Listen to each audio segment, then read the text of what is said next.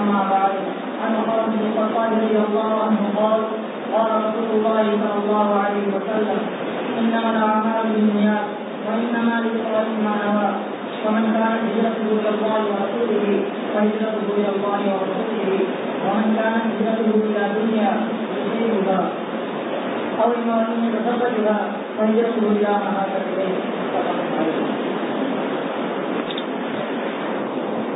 الحمد لله رب العالمين والصلاة والسلام على سيد المرسلين وعلى آله وأصحابه أجمعين. قال الله تبارك وتعالى في الكلام المجيد والفرقان الحميد: أعوذ بالله من الشيطان الرجيم، بسم الله الرحمن الرحيم. ما آتاكم الرسول فخذوه وما نهاكم عنه فانتهوا.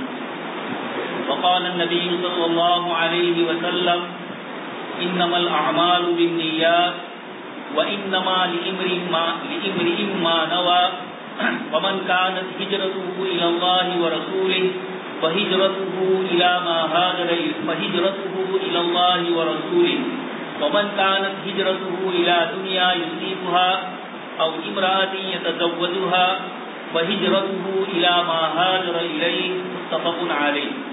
صدق الله العظيم وصدق رسوله النبي الكريم ونحن على ذلك لمن الشاهدين والشاكرين والحمد لله رب العالمين.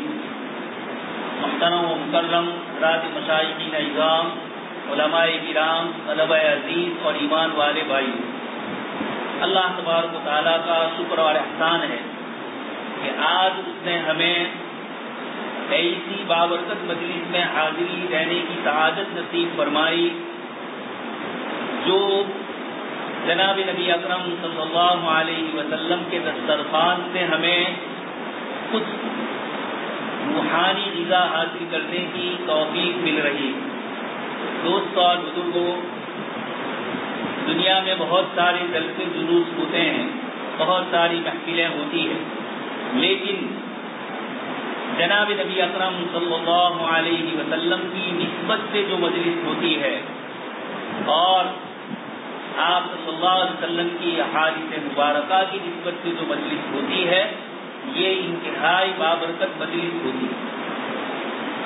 حضرت امام احمد بن حنبل رحمۃ اللہ علیہ فرماتے ہیں کہ یہ جو فرمایا گیا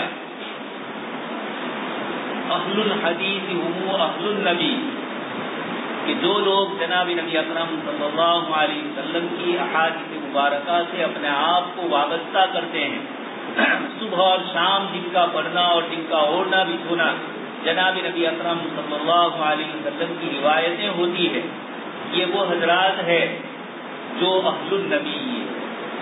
جیسے ایک روایت میں آپ صلی اللہ علیہ وسلم نے ارشاد فرمایا: اہل القرآن اہل اللہ و خاصتہ، کہ جو حضرات قرآن کریم کی تعلیم سے، اس کی تلاوت سے، اس کے معانی سے، اس کی تفسیر سے اپنے آپ کو وابستہ کیے ہوئے ہیں، یہ اہل القرآن اہل اللہ و خاصتہ، یہ اللہ کے خاص بندے ہیں. اسی طریقے سے ایک شاعر فرماتے ہیں: اہل الحدیث ہم اہل النبی، جو لوگ اپنے آپ کو جناب نبی اکرم صلی اللہ علیہ وسلم کی احادیث سے وابستہ کیے ہوئے ہیں، یہ جناب نبی اکرم صلی اللہ علیہ وسلم کے گھر والے.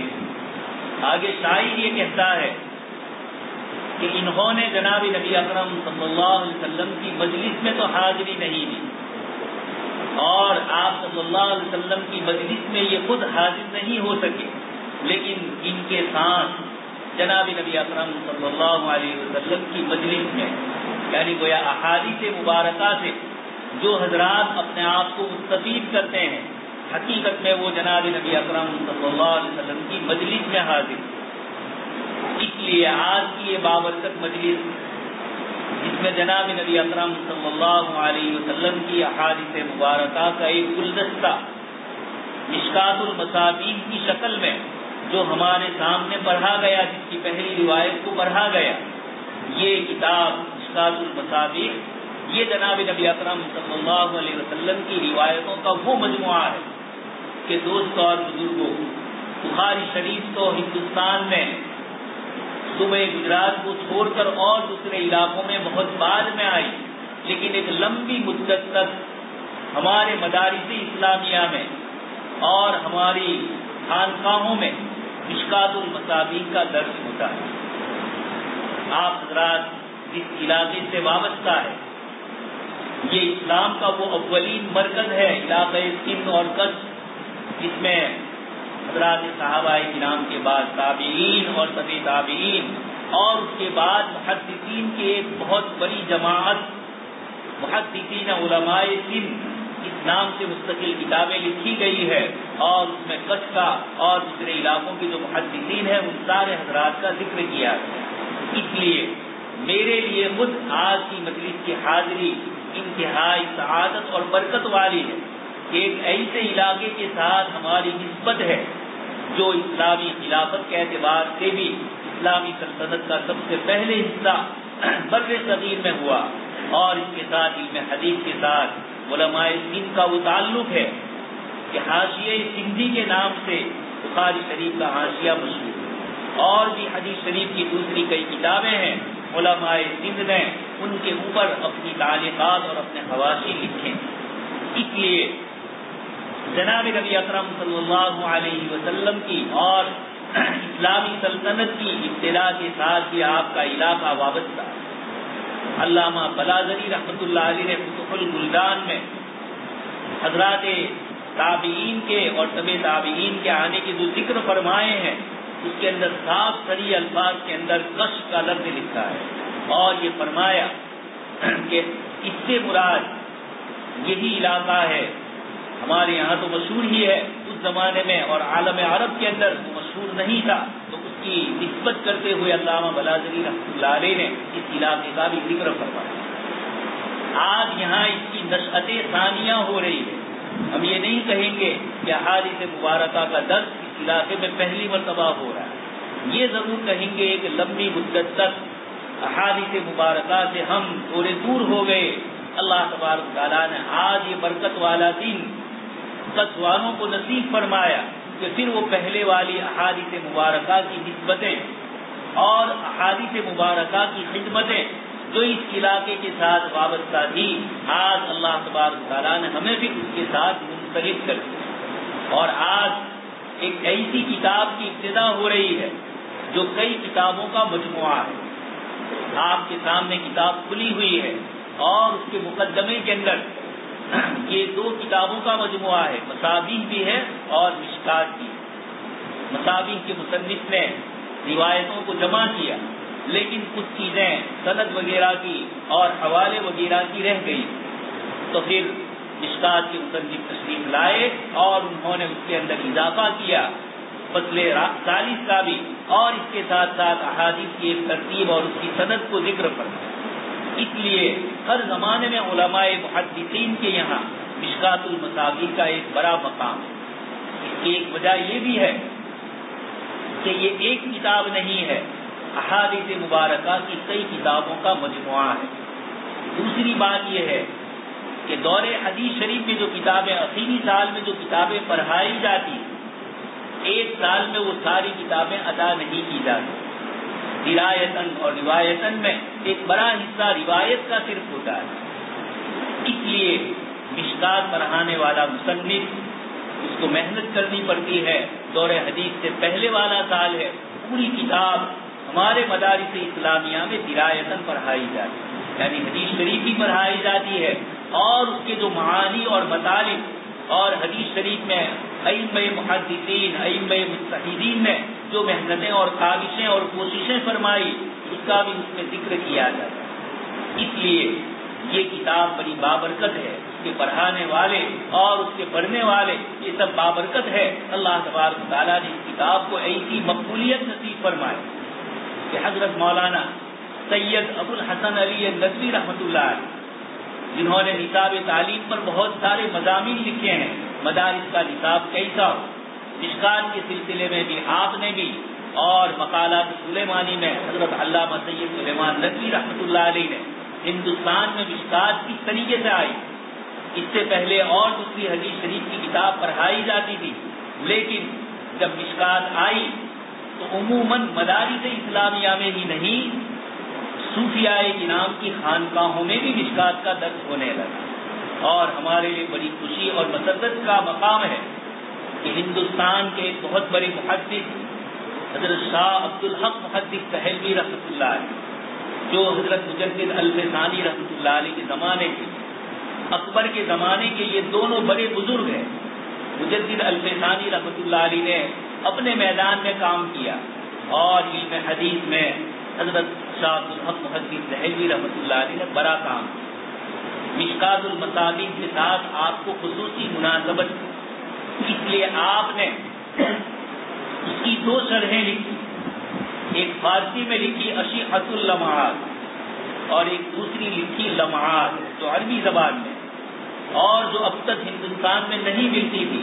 اللہ تبارک تعالیٰ جزائے خیر عطا فرمائے محدث وقت حضرت مولانا تقی الدین ندوی دعوت برکاتہم کو، انہوں نے اس کتاب کے اوپر محنت فرمائی، حواشی چڑھائے، اس کے حوالے لکھے اور حاشیے کے اندر بہت عجیب و غریب نسخے کے اعتبار سے، شرح کے اعتبار سے آپ نے بہت بڑا کام فرمایا۔ اس لیے میری ان طلبہ عزیز سے گزارش ہے اور مدرسے کی ذمہ دار حضرات کہ آپ نے مشکات المصابیح شروع فرمائی تو حضرت صاحب عبدالحق محدث دہلوی رحمۃ اللہ علیہ کی یہ دونوں کتابیں، اشیعۃ اللمعات جو فارسی میں ہے اور لمعات جو عربی میں ہے اور شاندار طباعت کے ساتھ آ چکی ہے، ہمارے طلبہ عزیز تک یہ پہنچنی چاہیے اور وہ اس سے فائدہ ہو۔ اور اگر ہر طالب علم کو میسر نہیں ہو سکتی تو آپ کے سامنے اس کا حاشیہ ہے۔ اس حاشیے میں حضرت صاحب عبدالحق محدث دہلوی رحمۃ اللہ علیہ کی لمعات کے حوالے سے بہت ساری چیزیں آپ پڑھیں گے۔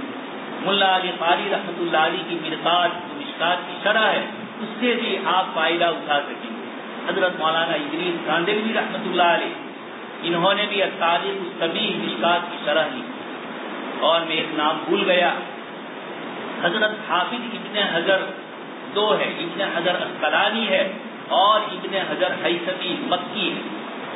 ابن حجر اسقلانی رحمۃ اللہ علیہ کو تو اللہ پاک نے بہت بڑا علم میں مقام عطا فرمایا۔ علم حدیث میں آپ کا بخاری شریف کی جو آپ نے شرح لکھی ہے اس کا کوئی بدلہ نہیں ادا کیا۔ اس لیے کہا جاتا ہے آپ نے جو فتح الباری لکھی، یہ کہا جاتا ہے کہ اس کے اوپر ختم ہو گئی، یعنی بہت بڑی محنت کی۔ لیکن دوسرے محدث ہے حافظ ابن حجر ہیثمی رحمۃ اللہ علیہ، اور گجرات سے ان کی مناسبت یہ ہے کہ صوبہ گجرات میں جس وقت علم حدیث آیا اور یہاں کے علماء نے جن حضرات سے علم حدیث کو حاصل کیا، اکثر و بیشتر حضرات حافظ ابن حجر ہیثمی رحمۃ اللہ علیہ کے شاگردوں میں تھے۔ اس لیے صوبہ گجرات کو علم حدیث کے ساتھ بڑی عجیب و غریب مناسبت۔ اس وقت ہندوستان میں منطق اور فلسفے کی کتابیں پڑھائی جاتی تھی مدارس، اس موقع پر صوبہ گجرات میں اللہ تبارک تعالیٰ نے شیخ علی متقی رحمۃ اللہ علیہ، جنہوں نے کنز العمال لکھی، اور اسی طریقے سے حضرت مولانا محمد بن طاہر فتنی رحمۃ اللہ علیہ، جنہوں نے حدیث شریف کی شرح ایسی لکھی، اصل تو لغات میں لکھی ہے وہ کتاب مجمع بحار الانوار، لیکن جناب صدیق حسن نواب صاحب رحمۃ اللہ علیہ فرماتے ہیں کہ ایسی کتاب لکھی کہ اس کا مثل اور اس کا بدل عالم اسلام کے کتب خانوں میں احادیث مبارکہ کی لغات اور اس کی شرح کے اعتبار سے اس کا بدل نہیں۔ اتنی شاندار محنتیں صوبہ گجرات میں علم حدیث کی نسبت سے ہوئی۔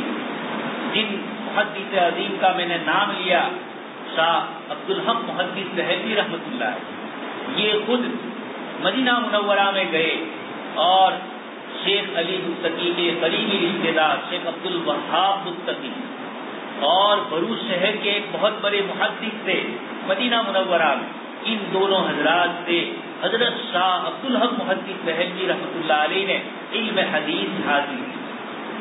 حضرت شاہ عبدالحق محدث دہلوی رحمۃ اللہ علیہ کا یہ کمال ہے، میں نے خود بخاری شریف کے حاشیے میں حضرت مولانا احمد علی سہارنپوری رحمۃ اللہ علیہ نے بخاری شریف کا حاشیہ لکھا ہے، اس میں جب مشکل مقام آتا ہے تو اکثر و بیشتر مقام پر میں نے دیکھا کہ وہاں نہ حافظ ابن حجر اسقلانی کا حوالہ ہوتا ہے نہ علامہ عینی رحمۃ اللہ علیہ کا حوالہ ہوتا ہے، نہ قسطلانی کا حوالہ ہوتا ہے، نہ کرمانی کا حوالہ ہوتا ہے. اس جگہ پر وہ حضرت شاہ عبد الحق محدث دہلوی رحمۃ اللہ علیہ کا حوالہ دی. اس لیے اور وہ جگہ مشکل مقامات میں سے ہوتی ہے حدیث شریف، لیکن حضرت شاہ عبد الحق محدث دہلوی رحمۃ اللہ علیہ کو اللہ پاک نے عربی زبان کا ایسا ملکہ عطا فرمایا تھا، ایسی میٹھاس اور ایسی چاشنی آپ کی عربی زبان میں اور خاص کر کے حدیثی زبان میں ہے کہ آج بھی جب ہم ان کا حاشیہ پڑھتے ہیں تو دوسرے محشی حضرات کے مقابلے میں ان کے حاشیے میں عربی زبان کا ادب اور فصاحت و بلاغت بھی ہوتی ہے، اور اس کے ساتھ ساتھ معانی اور مطالب مختصر جملوں میں آپ صلی اللہ علیہ وسلم کی احادیث مبارکہ کو وہ سمجھاتے. تو مشکات ایک ایسی کتاب ہے، ہمارے علماء محدثین نے ہر زمانے میں مشکات کو بہت ترجیح دی ہے، اس لیے کہ بخاری شریف اور صحیح ستہ سے پہلے مشکات المصابیح پڑھی جاتی ہے. اس لیے طالب علم کو اور استاد کو اس کتاب میں بہت تیاری کرنی پڑتی ہے، احادیث مبارکہ میں محنت کرنی پڑتی ہے. حضرات شراح اور محدثین نے جو کچھ لکھا ہے اس کے اوپر ان کو کام کرنا پڑتا ہے. دوست اور بزرگوں، میں اپنی گفتگو میں کچھ باتیں وہ کہنا چاہتا ہوں کیونکہ ہمارے بہت سارے وہ حضرات جو عوام الناس جو اپنے جہاد سے محض جناب نبی اکرم صلی اللہ علیہ وسلم کی حدیث شریف کی محبت اور آپ صلی اللہ علیہ وسلم سے تعلق کی نسبت پر یہاں آئے ہیں، ان کو یہ کہنا چاہتا ہوں کہ احادیث مبارکہ کا اسلام میں کیا مقام ہے. جب کسی چیز کا مقام اور مرتبے کا پتہ ہمیں نہیں چلتا ہے وہاں تک اس چیز سے ہماری صحیح معرفت اور صحیح تعلق نہیں ہوتا. ایک آدمی ہے سیدھے سادے لباس میں ہمارے پاس بیٹھا ہوا ہے، ہمیں یہ معلوم نہیں ہے کہ یہ بہت بڑے عالم اور مفتی صاحب، ہم ان کو دیہاتی سمجھتے یا کوئی ڈاکٹر اور پروفیسر صاحب، اور ہم ان کے عہدے اور مرتبے کو اور ان کی تعلیم کو نہیں جانتے تو ہم ان کی وہ قدر نہیں کرتے. لیکن جب پتہ چلتا ہے کہ یہ ڈاکٹر صاحب ہے، انجینئر ہے، مفتی صاحب ہے، محدث ہے، تو جیسی جیسی صفات کا پتہ چلتا ہے اس کے مطابق ہمیں ان کے مقام کا بھی احساس ہوتا ہے. اس وقت جناب نبی اکرم صلی اللہ علیہ وسلم کی احادیث مبارکہ یہ اپنا کیا مقام رکھتی ہے اس کو جاننا امت کے لیے بہت ضروری ہے. آج ہم جناب نبی اکرم صلی اللہ علیہ وسلم کی سنتوں سے دور ہو چکے ہیں. آپ صلی اللہ علیہ وسلم کی محبت اور آپ صلی اللہ علیہ وسلم کی تعلیمات کو پکڑنے سے ہم نے اپنے آپ کو دور کر دیا ہے. ہمارے سر سے لے کر پیر تک اور ہمارے بچے سے لے کر بوڑھے تک یوروپی تہذیب، یوروپی کلچر اور دنیا میں جو نئی نئی چیزیں آ رہی ہے فیشن کے عنوان سے، بے شرمی اور بے حیائی کے عنوان سے ہماری زندگیوں میں، ہمارے ماحول میں، ہمارے سماج میں، ہماری شادیوں میں، ہماری میت میں یہ ساری چیزیں غیروں کی ہمارے پاس آ چکی ہیں. جناب نبی اکرم صلی اللہ علیہ وسلم کی احادیث مبارکہ کیا تھی وہ ان سے پوچھا جائے جنہوں نے آپ صلی اللہ علیہ وسلم کی خدمت میں حاضری دی. حضرات صحابہ کرام، حضرت عبداللہ بن عباس رضی اللہ تعالیٰ عنہما جناب نبی اکرم صلی اللہ علیہ وسلم کی تعداد بھائی، آپ دوپہر کی تپتی ہوئی ریت میں مدینہ منورہ میں اکابر جو صحابہ تھے جنہوں نے آپ صلی اللہ علیہ وسلم سے احادیث مبارکہ کو یاد کیا تھا، یہ عبداللہ بن عباس رضی اللہ تعالیٰ عنہما چھوٹے بچے تھے. آپ صلی اللہ علیہ وسلم دنیا سے تشریف لے گئے تو آپ کی عمر 14، 15، 17 سال کے قریب بتلائی جائے. اب بہت ساری احادیث جو آپ صلی اللہ علیہ وسلم سے آپ نے یاد نہیں کی تھی اور مجلس میں حاضر نہیں ہو سکے تھے تو آپ اپنے آپ کو اکابر صحابہ کے دروازے پر لے جاتے، اور جب وہ صحابی ظہر کی نماز کے لیے گھر سے باہر نکلتے ہیں تو اپنے دروازے پر جناب نبی اکرم صلی اللہ علیہ وسلم کی سجادات بھائی کو دیکھتے. یہ حضرات کہتے ہیں کہ آپ یہاں کیوں آئے؟ کہا کہ فلانی روایت آپ صلی اللہ علیہ وسلم سے آپ نے براہ راست سنی ہے، وہ روایت میں آپ سے سننے کے لیے آئے. وہ صحابی عرض کرتے ہیں کہ آپ ہمیں کہہ دیتے، ہم آپ کے گھر آتے اور آپ کو یہ روایتیں سناتے. حضرت عبداللہ بن عباس رضی اللہ تعالیٰ عنہما فرماتے ہیں آپ صلی اللہ علیہ وسلم کے روضہ اقدس کی طرف اشارہ کرتے ہوئے کہ ان کے علم اور ان کی احادیث کا ادب اور احترام یہ ہے کہ میں خود اس حدیث بیان کرنے والے کے پاس جاؤں۔ ہارون رشید دنیا کا بادشاہ، چین سے لے کر موروکو تک اللہ پاک نے جس کو حکومت دی تھی، اور چائنا سے لے کر افریقہ کے جنگل تک اللہ تبارک تعالیٰ نے اتنی لمبی چوڑی حکومت ہارون رشید کو دی۔ بادل کا ٹکڑا ایک مرتبہ بادل جا رہے تھے، ہارون رشید نے اس کو خطاب کرتے ہوئے کہا کہ تو جس علاقے میں بھی جا کر برسے گا وہاں کا ٹیکس وہ میری حکومت ہوگی، وہاں کا جزیہ اور وہاں کا ٹیکس میرے پاس آئے گا۔ یہ اتنی بڑی سلطنت کے مالک، انہوں نے حضرت امام مالک رحمۃ اللہ علیہ سے کہا کہ میرے دو صاحبزادے مامون اور امین آپ سے حدیث شریف کا علم حاصل کرنا چاہتے ہیں، آپ میرے دربار میں آ جائیے اور ان بچوں کو حدیث شریف کا علم سکھلائیے۔ حضرت امام مالک رحمۃ اللہ علیہ نے فرمایا کہ آپ جناب نبی اکرم صلی اللہ علیہ وسلم کے چچا حضرت عباس کے خاندان سے، اس گھر سے یہ سبق ملا ہے کہ علم حدیث کے لیے ہمیں جانا ہوتا ہے، حدیث شریف پڑھانے والا ہمارے پاس نہیں آئے۔ اگر میں آپ کے گھر آ جاؤں تو وہ غریب طلبہ جو بیچارے دور و دراز سے میرے پاس علم حدیث کے لیے آئے ہیں، ان کا کیا حال ہوگا؟ آپ کے دربار میں سب کو تو اجازت نہیں ہوگی۔ اس لیے ہارون رشید سے کہا کہ اگر مامون اور امین کو مجھ سے معطا پڑھنی ہے، حدیث شریف پڑھنی ہے، تو یہ عام طلباء کی طرف میری مجلس میں آئیں گے اور حدیث شریف کا علم حاصل کریں گے۔ ہارون رشید نے بھی اس کا احترام کیا اور انہوں نے اپنے صاحبزادوں کو امام مالک رحمۃ اللہ علیہ کی مجلس میں دیا۔ تو صحابہ کرام اور خلفاء، مسلمانوں کے بادشاہ وقت، ان کو معلوم تھا کہ جناب نبی اکرم صلی اللہ علیہ وسلم کے احادیث دین میں وہ کیا کام انجام دی۔ دوست اور بزرگ، حضرت شاہ عبد العزیز محدث دہلوی رحمۃ اللہ علیہ فرماتے ہیں کہ دنیا میں جتنے بھی دینی یا دنیاوی علم ہے، ہر علم کا اپنا ایک حادثہ ہے، اس کا ایک اثر ہوتا ہے۔ ایک آدمی ڈاکٹر ہے تو ڈاکٹری لائن سے اس کی طبیعت پر اس کا اثر آئے گا، انجینئر ہے تو انجینئرنگ کی لائن، ایک شخص کاشتکار ہے تو کاشتکاری کی لائن سے اس کی طبیعت اور اس کے مزاج میں اثرات بدلتے رہے۔ حضرت شاہ عبد العزیز محدث دہلوی رحمۃ اللہ علیہ فرماتے ہیں کہ احادیث مبارکہ سے اگر کوئی شخص تعلق رکھے گا، آپ صلی اللہ علیہ وسلم کی روایتوں کو پڑھے گا، سنے گا، اس پر عمل کرے گا، تو اس شخص کے اندر شان صحابیت پیدا ہو۔ صحابہ کرام کی شان اگر پیدا کرنی ہے تو ہم کو جناب نبی اکرم صلی اللہ علیہ وسلم کی روایتوں سے زندگی کے ہر عمل کے اندر میرے نبی کیسے سوتے تھے، میرے نبی نے کیسے کھایا، میرے نبی نے کپڑے کیسے پہنے، میرے نبی صلی اللہ علیہ وسلم نیند سے رات میں اٹھتے تھے تو کون سی دعائیں پڑھتے، آپ صلی اللہ علیہ وسلم نیند سے فجر میں اٹھتے تھے کس طریقے سے آپ تہجد پڑھتے، آپ کے گھر کے اندر کیسے فاقہ چلتا تھا، آپ اپنے گھر کے اندر جس وقت ہوتے تھے تو ازواج مطہرات اور آپ صلی اللہ علیہ وسلم کی اہلیہ محترمہ کے ساتھ آپ صلی اللہ علیہ وسلم گھر کے کام کاج میں کیسے شریک ہو۔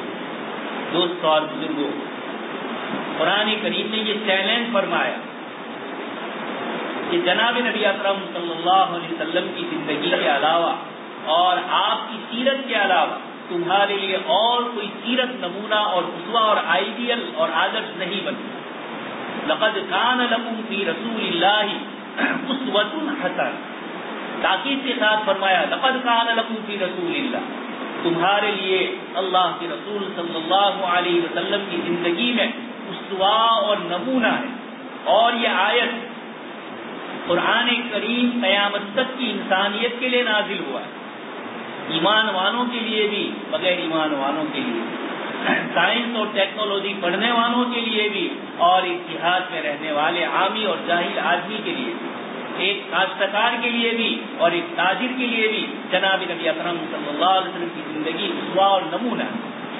اس لیے کہ قرآن کریم نے اس آیت کریمہ میں کسی کا نام لے کر نہیں کہا کہ فلاں ہی کے لیے آپ صلی اللہ علیہ وسلم کی زندگی نمونہ ہے اور فلاں کے لیے نہیں۔ ہاں، صفات ضرور بتلائی، لمن کان یرجو اللہ والیوم الآخر، جو اللہ کے پاس قیامت کے دن ایک دن ملنے کی امید کر رہا ہو، آخرت کے دن کا جس کو استحضار ہوگا، اللہ کے رسول صلی اللہ علیہ وسلم کی زندگی اس کے لیے نمونہ ہے۔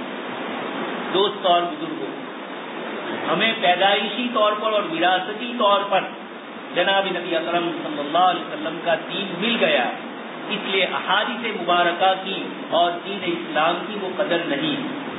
جرمنی کا ایک مستشرق اور ایک بہت پڑھا لکھا آدمی، بعد میں اللہ پاک نے ان کو ایمان کی توفیق سے مالا مال کیا، محمد اسد صاحب، اور انہوں نے اپنی سیرت لکھی ہے، اپنی سوانح حیات لکھی ہے۔ میں کفر کے زمانے میں کیسا تھا، یوروپ میں کیسی زندگی گزار رہا تھا، اسلام لایا، کیوں لایا، اور اسلام میں آنے کے بعد مجھے کیا فائدے ہوئے۔ اسی میں انہوں نے جناب نبی اکرم صلی اللہ علیہ وسلم کی احادیث مبارکہ پر ایک تفصیلی کلام کیا۔ ایک مستشرق اور ایک یوروپ کا رہنے والا، جس کی پوری زندگی مادیت، بھوتکتا وار چیزیں، دنیا اور دنیا کے وسیلوں کے اندر گزری، جن کے یہاں خدا پاک کا کوئی تصور نہیں، جو ملحد لوگ ہیں، ایسے ماحول میں ایک شخص کو اللہ پاک ایمان کی توفیق دے۔ اور اس کے بعد جب یہ عالم اسلام میں گئے، مسلم ملکوں میں پہنچے، وہاں مسلمانوں کے حالات دیکھے، تو انہوں نے سیرت مقدسہ آپ صلی اللہ علیہ وسلم کی حیات مبارکہ کے اوپر تفصیلی گفتگو کرتے ہوئے لکھا کہ دو الگ الگ زندگی کے نمونے ہیں۔ ایک وہ نمونہ ہے جو میں نے یوروپ میں دیکھا، اور ایک وہ نمونہ ہے جو میں نے احادیث کی کتابوں میں سیرت میں جناب نبی اکرم صلی اللہ علیہ وسلم کا دیکھا۔ اور پھر اس کے بعد لکھا، مسلمانوں، مجھے بہت افسوس ہے کہ عالم اسلام میں نے جناب نبی اکرم صلی اللہ علیہ وسلم کی سیرت نہیں دیکھی، یوروپ کی تہذیب اور یوروپ کا کلچر دیکھا۔ اور پھر یہ فرمایا کہ دونوں کے درمیان بہت بڑا فرق ہے۔ ایک طرف اللہ پاک کو راضی کرنا، اپنے آپ کو انتہائی تواضع اور مسکنت والا بنانا، اپنی زندگی کو جناب نبی اکرم صلی اللہ علیہ وسلم کی زندگی سے وابستہ کرنا، اور اس کے اندر اپنے آپ کو اللہ کے رسول صلی اللہ علیہ وسلم والے اعمال پر لگانا۔ اور ایک اس کے مقابلے میں دوسری زندگی ہے جہاں مرنے کے بعد والی دوسری زندگی کا تصور نہیں، جہاں صرف اور صرف روزی روٹی کمانا اور کھا پی کر، فارسی میں مثل مشہور ہے، بابر بعیش کوش کہ عالم دوبارہ نہیں، کھا پی کر نموت ونحیا وما یہلکنا الا الدہر۔ قرآن نے فرمایا، آپ صلی اللہ علیہ وسلم کے زمانے کے ملحدین تھے جنہوں نے یہ کہا کہ کھانا پینا اور جیسے چیزیں گھڑی ایک مدت کے بعد بگڑ جاتی ہے، پنکھا بگڑ جاتا ہے، پھینک دیا جاتا ہے، انسان کا بھی یہ مشین بگڑ جاتا ہے اور وہ دنیا سے رخصت ہوتا ہے، پھر اور کوئی نئی زندگی نہیں۔ لیکن جناب نبی اکرم صلی اللہ علیہ وسلم نے ہمیں جو دین دیا ہے، اس میں ہر وقت مرنے کے بعد والی زندگی کا تصور ہے۔ آپ صلی اللہ علیہ وسلم کی احادیث مبارکہ نے ہمیں کیا فائدہ پہنچایا؟ دوستوں اور بزرگوں، یہ سب سمجھ میں آئے گا جب دنیا کی دوسری امتوں کی تاریخ ہم دیکھیں۔ ایک یہودی کو آج حضرت موسیٰ علیہ السلام کی زندگی پر عمل کرنا ہے کہ حضرت موسیٰ علیہ السلام کی رات اور دن کیسے گزر گئے، اس کے پاس کوئی نمونہ نہیں۔ انہوں نے موسیٰ علیہ السلام کی زندگی کو محفوظ شکل میں نہیں یاد رکھا، بلکہ موسیٰ علیہ السلام کی زندگی تو بہت بعد کی چیز ہے۔ اللہ پاک کی وہ کتاب تورات جو اللہ پاک نے حضرت موسیٰ علیہ السلام پر اتاری، یحرفون الکلم عن مواضعہ، جنہوں نے اس کتاب میں بھی تحریف اور تبدیل کر دی۔ سیدنا موسیٰ علیہ السلام کی زندگی پر آج دنیا میں کسی ایک یہودی کو بھی عمل کرنا ہو، اس کے پاس کوئی اسوہ اور کوئی نمونہ نہیں۔ ایک عیسائی پادری بہت بڑے پڑھے لکھے ہیں دنیاوی اعتبار سے بھی، انہوں نے یہ لکھا کہ میں حضرت عیسیٰ علیہ السلام کی زندگی کا اسوہ اور نمونہ اور آپ کی سیرت لکھنے کے لیے میں نے برسوں تک محنت کی۔ مسلسل محنت کرنے کے بعد بھی مجھے جو چیز حضرت عیسیٰ علیہ السلام کی زندگی کی ملی وہ صرف اور صرف 50 دن کی ملی، اور وہ بھی معتبر ذریعے کے ساتھ نہیں۔ میں ہمارے مسلمان بھائیوں سے کہوں گا، آپ کے سامنے ہمارے ان طلباء نے جو ابھی حدیث شریف پڑھی، یہ حدیث شریف مشکات کے مصنف نے متفق علیہ فرمایا، بخاری شریف اور مسلم شریف دونوں کتابوں میں یہ روایت، لیکن یہ روایت مختلف الفاظ سے ہے۔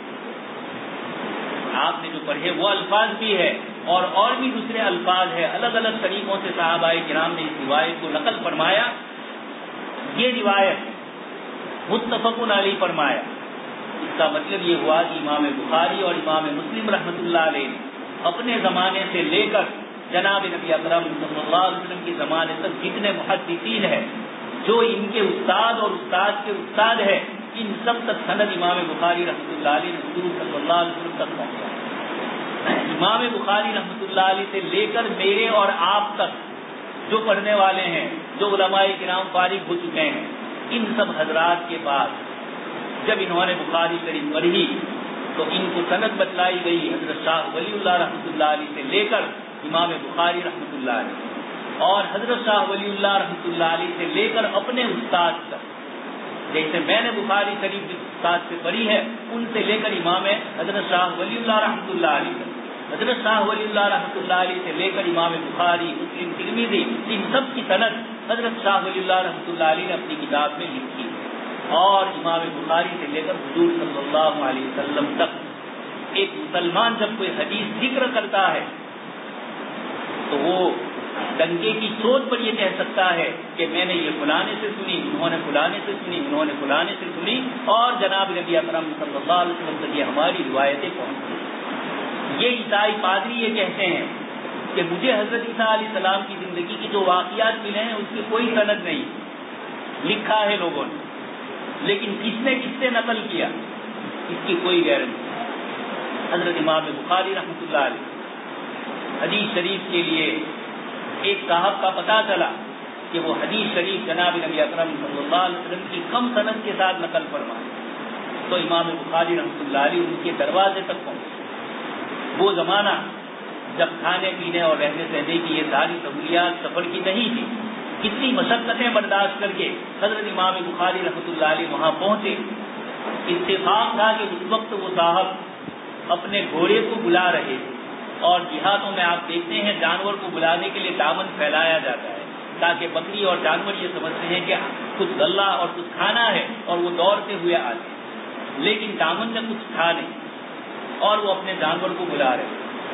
حضرت امام بخاری رحمۃ اللہ علیہ سے دور و دراز کا سفر کر کے ان تک پہنچے، بھوک پیاس سردی گرمی برداشت کر کے، لیکن جب یہ دیکھا کہ یہ شخص اپنے گھوڑے کو بلا رہا ہے اور دامن کے اندر کوئی چیز ہے نہیں، گویا گھوڑے کے ساتھ جھوٹا معاملہ کر رہے ہیں کہ اناج اور غلہ کھانے کے لیے بلا رہے ہیں اور دامن میں کچھ نہیں، حضرت امام بخاری رحمۃ اللہ علیہ وہیں سے روانہ ہو اور اس سے علم حدیث نہیں ہے، اور یہ فرمایا کہ جو شخص اپنے گھوڑے کے ساتھ جھوٹ بول سکتا ہے، ہو سکتا ہے جناب نبی اکرم صلی اللہ علیہ وسلم کے احادیث کے ساتھ ہی اس کا یہ معاملہ چھوڑ دیا۔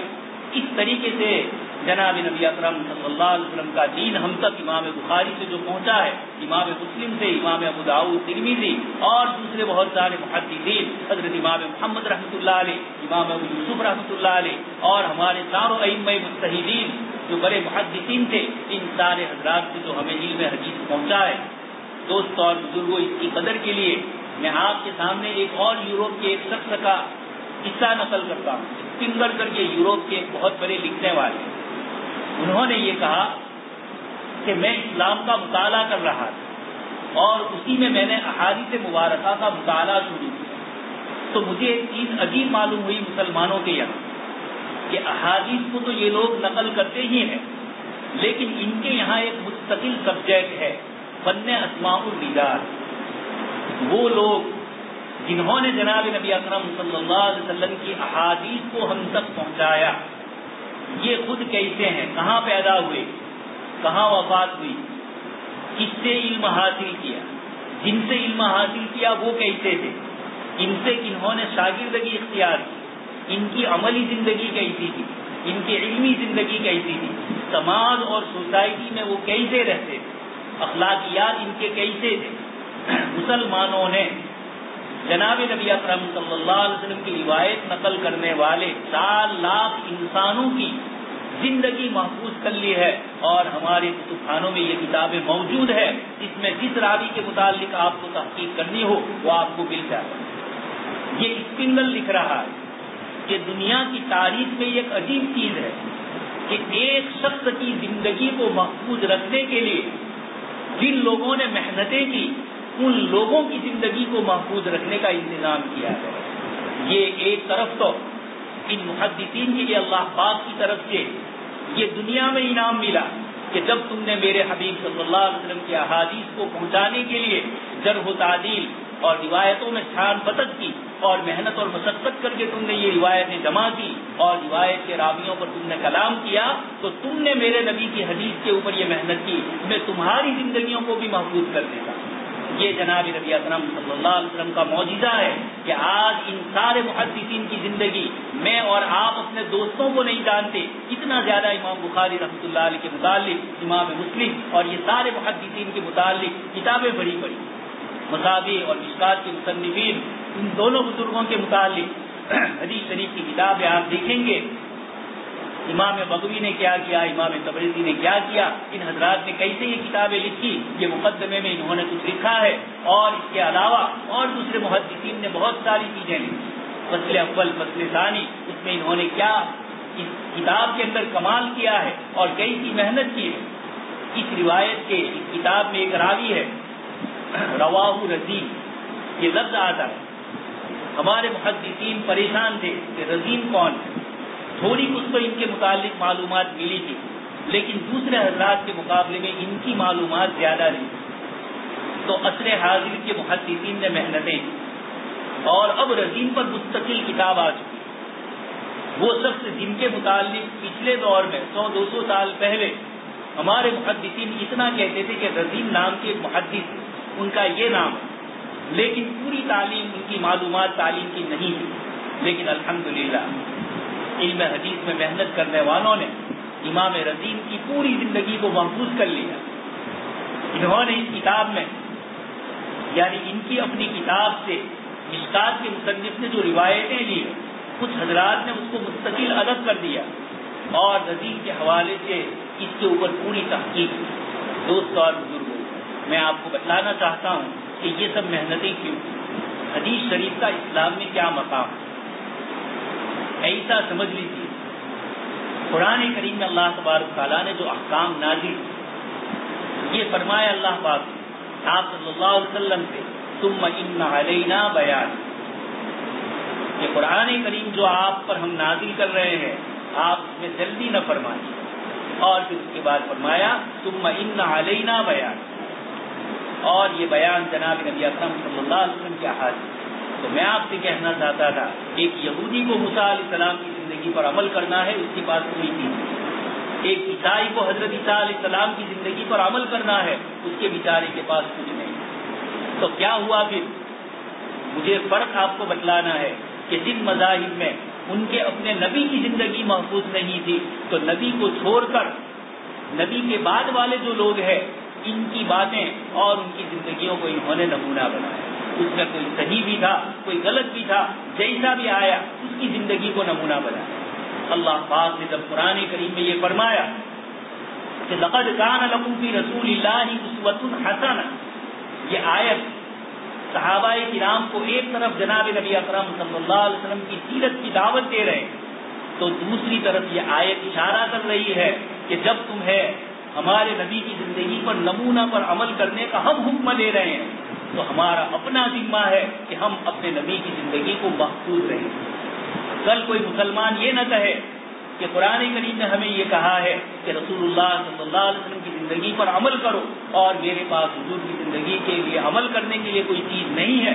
اللہ پاک نے محدثین کی اس جماعت کو تیار کیا، صحابہ کرام سے لے کر ہمارے زمانے تک علم حدیث پر مسلسل محنتیں ہو رہی ہیں۔ عرب ملکوں میں روزانہ کوئی نہ کوئی کتاب علم حدیث کی چھپ کر آتی۔ ہندوستان میں ہمارے محدثین علم حدیث کے اوپر مستقل طریقوں سے، مستقل زاویوں سے الگ الگ علم حدیث کا کام کرتے ہیں۔ ہمارے یہاں مشہور ہے کہ سارے علوم میں علم حدیث وہ علم ہے جو پختہ ہے، مکمل ہو چکا ہے۔ جو کچھ محنتیں ہو رہی ہیں وہ دوسرے اعتبار سے، لیکن جناب نبی اکرم صلی اللہ علیہ وسلم کی سیرت پر عمل کرنے کے لیے ایک مسلمان کو اگر آپ صلی اللہ علیہ وسلم کی سیرت پر عمل کرنا ہے، شمائل ترمذی کی روایت ہے ہمارے سامنے، اسوہ نبوی صلی اللہ علیہ وسلم کے عنوان سے جو کتابیں لکھی گئی، سیرت سرکار مدینہ کے عنوان سے کتابیں لکھی گئی، اور آپ صلی اللہ علیہ وسلم کے ایک ایک عمل کو محفوظ کیا ہے۔ حتیٰ کہ آپ صلی اللہ علیہ وسلم کی داڑھی مبارک کے بال کتنے میں سفیدی کا کچھ حصہ آیا تھا اور کتنے سفید نہیں تھے، صحابہ کرام نے اس کو بھی محسوس کیا۔ آپ صلی اللہ علیہ وسلم روایت بیان فرما رہے ہیں، اس وقت اس حیت میں بیٹھے ہوئے ہیں اور اسی روایت بیان کرتے کرتے آپ اپنی بیٹھنے کی شکل بدل رہے ہیں، صحابہ کرام نے اس کو بھی نقل فرمایا۔ ایسی دنیا کی تاریخ میں کسی قوم کے پاس نہیں ہوگا کہ جس کو اپنے نبی کی زندگی پر عمل کرنا ہو۔ لیلھا کنہارھا، یہاں رات نہیں ہے، اندھیرا نہیں ہے، یہاں کی رات بھی اجالے والی، یعنی آپ صلی اللہ علیہ وسلم کی زندگی کا ہر عمل ہمارے سامنے کھلا پڑا۔ تو اب امت مسلمہ کو آپ صلی اللہ علیہ وسلم کی سیرت مقدسہ پر عمل کرنا اور آپ کی زندگی پر چلنا کتنا آسان ہو گیا۔ مجھے اور آپ کو دعائیں مانگنی ہے، ہم کیسے دعائیں مانگے؟ آپ صلی اللہ علیہ وسلم کی احادیث مبارکہ کا ایک بہت بڑا ذخیرہ ہے جس میں آپ صلی اللہ علیہ وسلم نے دعائیں مانگی، اور محدثین نے، ملا علی قاری رحمۃ اللہ علیہ نے، اور اسی طرح حسن حسین کے مصنف نے، ان حضرات نے آپ صلی اللہ علیہ وسلم کی دعاؤں کو نقل فرمایا۔ امام ترمذی رحمۃ اللہ علیہ نے کتاب الدعوات، اور اس طریقے کے دوسرے کئی محدثین ہیں جنہوں نے جناب نبی اکرم صلی اللہ علیہ وسلم کی ان احادیث کو محفوظ فرمایا۔ تو دوست اور بزرگ، جناب نبی اکرم صلی اللہ علیہ وسلم کی احادیث دین کا وہ بنیادی ڈھانچہ ہے۔ جیسے آپ مثال سے سمجھیے کہ ایک عمارت ہے اور اس کا اسٹرکچر تیار ہوتا ہے، ڈھانچہ تیار ہوتا ہے، ایک پوری بلڈنگ کتنے اس میں تلیے آئیں گے، کتنے گیس کے آئیں گے، کس طریقے کی سیمیج استعمال ہوگی، اور اس طرح پورا اسٹرکچر بنایا جاتا ہے۔ آرکیٹیکٹ کے پاس ہم بناتے ہیں اور اس پر پوری عمارت بعد میں کھڑی ہوتی ہے۔ جیسا آپ نے دیکھ لیا یہ مسجد کس طریقے سے بنائی گئی، اس سے پہلے اس کا ڈھانچہ تیار ہوا اور پھر اس کے اوپر یہ بس سمجھ لیجئے، یہ سمجھانے کے انداز میں فرما رہا ہوں، دین اسلام کا اسٹرکچر اور دین اسلام کا ڈھانچہ جناب نبی اکرم صلی اللہ علیہ وسلم کی احادیث، اس کی روشنی میں ہم کو چلنا ہوگا تو ہی اپنے آپ کو صحیح منزل تک ہم پہنچا سکتے ہیں۔ اور اگر ہم نے، شیخ سعدی رحمۃ اللہ علیہ فرماتے ہیں، ترسم نرسی بکعبہ تو اعرابی کی راہ کے تو بھی روی بسان، مجھے ڈر لگ رہا ہے کہ تو کعبہ تک نہیں پہنچ سکے، اس لیے کہ تو نے جو راستہ اپنایا ہے وہ یوروپ کا راستہ، وہ ترکستان کا اس زمانے میں کہہ رہے ہیں، میں کہوں گا ہم نے راستہ اپنایا ہندوستان میں بیٹھ کر غیروں کا۔ آج ہمیں یہ معلوم نہیں ہے کہ میرے نبی پانی کس طرح پیتے۔ اب سائنس والے کہہ رہے ہیں کہ کھڑے ہو کر پانی پینے کے یہ نقصانات ہیں اور بیٹھ کر پانی پینے کے یہ فائدے ہیں۔ تو اب مسلمان اپنی حیثیت کے لیے، اپنی طبیعت اور تندرستی کے لیے اس چیز کو اپنا رہا ہے۔ تیرے حبیب پاک صلی اللہ علیہ وسلم نے 1400 سال پہلے تجھے یہ چیز بتلائی، لیکن محبت کی دنیا میں بتلائی۔ ایک آدمی کسی چیز کا فائدہ دنیاوی اعتبار سے جانے اور پھر اس پر عمل کرے تو یہ پہلی روایت کہہ رہی ہے انما الاعمال بالنیات۔ آپ نماز پڑھ رہے ہیں لیکن نماز ایکسرسائز کے لیے پڑھ رہے ہیں، آپ رات کو اٹھ کر تہجد پڑھ رہے ہیں لیکن ڈاکٹر نے یہ کہا ہے کہ اس طرح کی ایکسرسائز کرو، آپ نے تہجد کو بنیاد پر۔ امام بخاری رحمۃ اللہ علیہ نے بھی اپنی کتاب میں اسی روایت کو سب سے پہلے ذکر کیا۔ یہ روایت ایک چھوٹے سے مکتب میں پڑھنے والے، مدرسے میں پڑھنے والے بچے سے لے کر ایک بہت بڑے محدث، ڈاکٹر اور انجینئر سب کو یہ کہہ رہی ہے کہ جب تم اپنا کوئی کام کرو تو کام کرنے سے پہلے اپنی نیت کو تدو۔ دوستوں اور بزرگوں، ابھی رمضان کا مہینہ گیا، روزہ ایک عبادت ہے، سب لوگ روزہ رکھے ہوئے ہیں، لیکن روزے میں کرنے کا کوئی کام نہیں ہے، رکنے کا کام، کھانے سے پینے سے رکے ہوئے۔ ایک شخص نماز پڑھ رہا ہے، آنکھوں سے نظر آ رہی ہے کہ نماز پڑھ رہا ہے، ایک شخص صدقہ کر رہا ہے، آنکھوں سے دیکھ رہے ہیں، حج کی ادائیگی کر رہا ہے، آنکھوں سے نظر آ رہا ہے، زکات دے رہا ہے، روپیے نظر آ رہے ہیں، لیکن روزہ ایک ایسی عبادت ہے جو آنکھوں سے نظر نہیں آتی، یہ ایک نہ کرنے کی چیز۔ اب یہاں ریاکاری اور دکھلاوا بہت کم ہوتا ہے، اس کے مقابلے میں نماز میں ریاکاری آ سکتی ہے، زکات دے رہے ہیں ریاکاری آ سکتی ہے، تو حدیث شریف میں، حدیث قدسی میں اللہ پاک نے کیا فرمایا؟ ہر چیز کا بدلہ اللہ پاک کی طرف سے بندے کو دیا جاتا ہے، الا الصوم، مگر روزہ، وَأَنَا أَجْزِي بِهِ، میں اس کا بدلہ دوں گا۔ اور ایک روایت میں محدثین نے پڑھا اجزا، میں ہی اس کا بدلہ۔ کیوں؟ اس لیے کہ روزے میں انتہائی اخلاص ہے، اس کے مقابلے میں دوسری عبادتوں میں اخلاص نہیں ہے یہ نہیں، لیکن وہاں شیطان ریاکاری کروا سکتا ہے۔ روزے میں ریاکاری کرنے کے خطرات کم ہے، دکھلاوے کے خطرات کم ہیں۔ اس لیے جناب نبی اکرم صلی اللہ علیہ وسلم کی ان روایتوں کے ذریعے ہمیں بتلایا گیا کہ ہم اپنی زندگی میں جب بھی کوئی نیکی کا کام کریں تو اللہ پاک کو راضی کرنے کے لیے ہمارے طلبہ عزیز کو بھی کہا جا رہا ہے کہ یہ حدیث شریف کے ذریعے آپ علم حدیث میں داخل ہو رہے ہیں۔ حدیث شریف میں فرمایا گیا کہ ایک شخص اس لیے علم حاصل کرتا ہے تاکہ لوگوں کے درمیان فخر کیا جائے، لوگوں کے درمیان واہ واہ ہو کہ فلانا بہت بڑا عالم، فلانا بہت بڑا قاری ہے، فلانا بہت بڑا غازی۔ آپ روایتیں سن چکے ہیں، بدلہ نہیں ملے گا، کہا جائے گا جن کے لیے تم نے یہ کیا تھا ان سے بدلہ لے لو، اور وہ کوئی بدلہ دے نہیں سکے گا، تو محروم القسمت۔ اس لیے ہمارے طلباء کو بھی کہا جا رہا ہے اس روایت کے ذریعے ہم اپنی نیتوں کو درست فرمائیں۔ نیتوں کی درستگی میں سب سے بڑی چیز یہ ہے، میں یہ علم اس لیے حاصل کرتا ہوں تاکہ میری زندگی میں جناب نبی اکرم صلی اللہ علیہ وسلم کا طریقہ آ جائے، میری محبت اور میرا تعلق اپنے آقا سے ہو جائے۔ ایک صحابی رضی اللہ تعالیٰ عنہ نے فرمایا، اللہ کے رسول صلی اللہ علیہ وسلم میں آپ پر درود کتنا پڑھوں؟ آپ صلی اللہ علیہ وسلم نے فرمایا جتنا تھا۔ انہوں نے پھر اپنی عبادت کے کچھ حصے بتلائے کہ عبادت میں اتنا حصہ درود شریف کے لیے۔ آپ نے فرمایا اس سے بھی زیادہ کر سکتے، اس سے بھی زیادہ کر سکتے۔ قرآن کریم میں اللہ پاک نے خود حکم فرمایا، یا ایھا الذین آمنوا صلوا علیہ وسلموا تسلیما۔ اپنے نبی اتنے محبوب ہے اللہ پاک کہ اللہ پاک فرماتے ہیں ان اللہ و ملائکتہ، کہ اللہ پاک اور اس کے فرشتے جناب نبی اکرم صلی اللہ علیہ وسلم پر ہر ایک اپنی شان کے اعتبار سے رحمت، استغفار، دعائیں، یہ سب کچھ ہو رہا ہے۔ یا ایھا الذین آمنوا صلوا علیہ وسلموا تسلیما، اتنی شاندار آیت ہے۔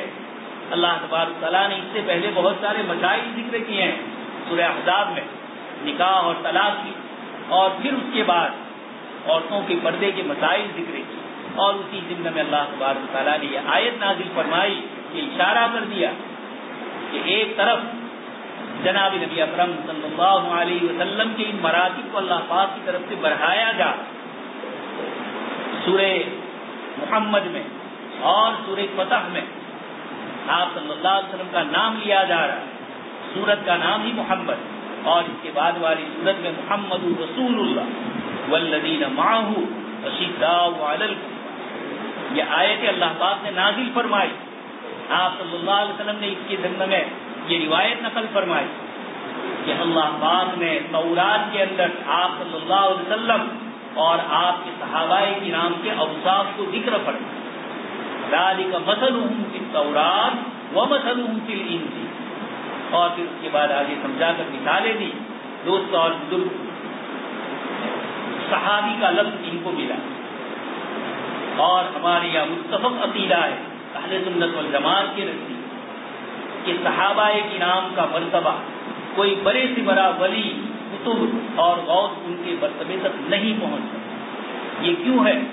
جناب نبی اکرم صلی اللہ علیہ وسلم کی جو ان کی آنکھوں نے زیارت کی، انہوں نے آقا مدنی صلی اللہ علیہ وسلم کی صحبت اختیار کی، یہ اتنی برکت والی، اتنی عظمت والی چیز ہے کہ کائنات میں کوئی اس کو اپنی کسب سے، اپنی محنت سے، اپنی مشقت سے، صحابہ کرام سے زیادہ کسی کی عبادت ہو سکتی ہے، کسی کا علم ہو سکتا ہے، اور کسی نے لکھا ہے، لیکن وصف صحابیت تک پہنچنا کسی کے بس کا۔ یہ اللہ پاک نے جن حضرات کے لیے لکھا تھا وہی جناب نبی اکرم صلی اللہ علیہ وسلم کی صحابی بن گئے۔ کیا تاثیر! ایک صحابی رضی اللہ تعالیٰ عنہ دشمنوں کے سردار کے مجمع میں پہنچ رہے اور لقمہ نیچے گر گیا، حضرت حذیفہ رضی اللہ تعالیٰ وہ اٹھا رہے ہیں. کسی نے کہا کہ یہ رومی لوگ ہیں, یہ کلچر اور تہذیب اور سنسکرتی میں بہت آگے ہے, گری بڑی چیز کو اٹھانے کو یہ معیوب سمجھتے ہیں اور یہ ان کے کلچر اور تہذیب کے اندر اچھی چیز نہیں سمجھی جاتی. صحابی رضی اللہ عنہ نے کیا فرمایا؟ اَأَتْرُكُ سُنَّةَ حَبِيبِي لِهَؤُلَاءِ الْحُمَقَاءِ, میں میرے حبیب صلی اللہ علیہ وسلم کی سنت ان بیوقوفوں کی وجہ سے چھوڑوں. دوستوں اور بزرگوں, ان کے اس جملے میں مجھے جو حمقا کا لفظ صحابی نے فرمایا, اس پر زیادہ صحابی کی قدر اور عظمت مجھے معلوم. وہ یہ سمجھ رہے تھے کہ جناب نبی اکرم صلی اللہ علیہ وسلم کے طریقے کے علاوہ اور طریقوں پر زندگی گزارنے والے بے وقوف. وہ یہ کہنا چاہتے ہیں چاہے دنیاوی اعتبار سے کتنا آگے بڑھے ہوں, اپنی تہذیب اور کلچر پر ان کو کتنا ناز ہو, ذالک مبلغہم من العلم, کہ دنیاوی اعتبار سے آخرت کے اعتبار سے یہ بے وقوف کہے. حدیث شریف میں فرمایا عقل مند کون ہے؟ القیس من دان نفسہ وعمل لما بعد الموت. عقل مند وہ ہے جو اپنے نفس کو پہچانے. اکیلے میں ہم اپنے نفس کو ہم سے زیادہ کوئی نہیں جانتا. ہر ایک آدمی کا یہ حال ہے. اس کی کچھ چیزیں ہیں, امام راضی رحمۃ اللہ علیہ فرماتے ہیں ہر آدمی کی کچھ چھپی ہوئی چیزیں, گناہ اور عیب وہ دوسرے سے چھپانا چاہتا. بڑے سے بڑا آدمی ہوگا, انسانوں کا یہی حال ہوگا, اس لیے کہ کلکم خطاؤون وخیر الخطائین التواب, تم سب کے سب گنہگار. اللہ پاک فرماتے ہیں یا ایھا الناس انتم الفقراء الی اللہ, تم سب کے سب فقیر, بادشاہ ہو کر بھی فقیر. ابراہیم ادہم رحمۃ اللہ علیہ اور اسی طرح دوسرے بزرگ کا واقعہ ہے. ایک بادشاہ کے دربار میں بیٹھے ہوئے, بادشاہ نے ان سے کہا میں آپ کو کچھ ہدیہ دینا چاہتا ہوں.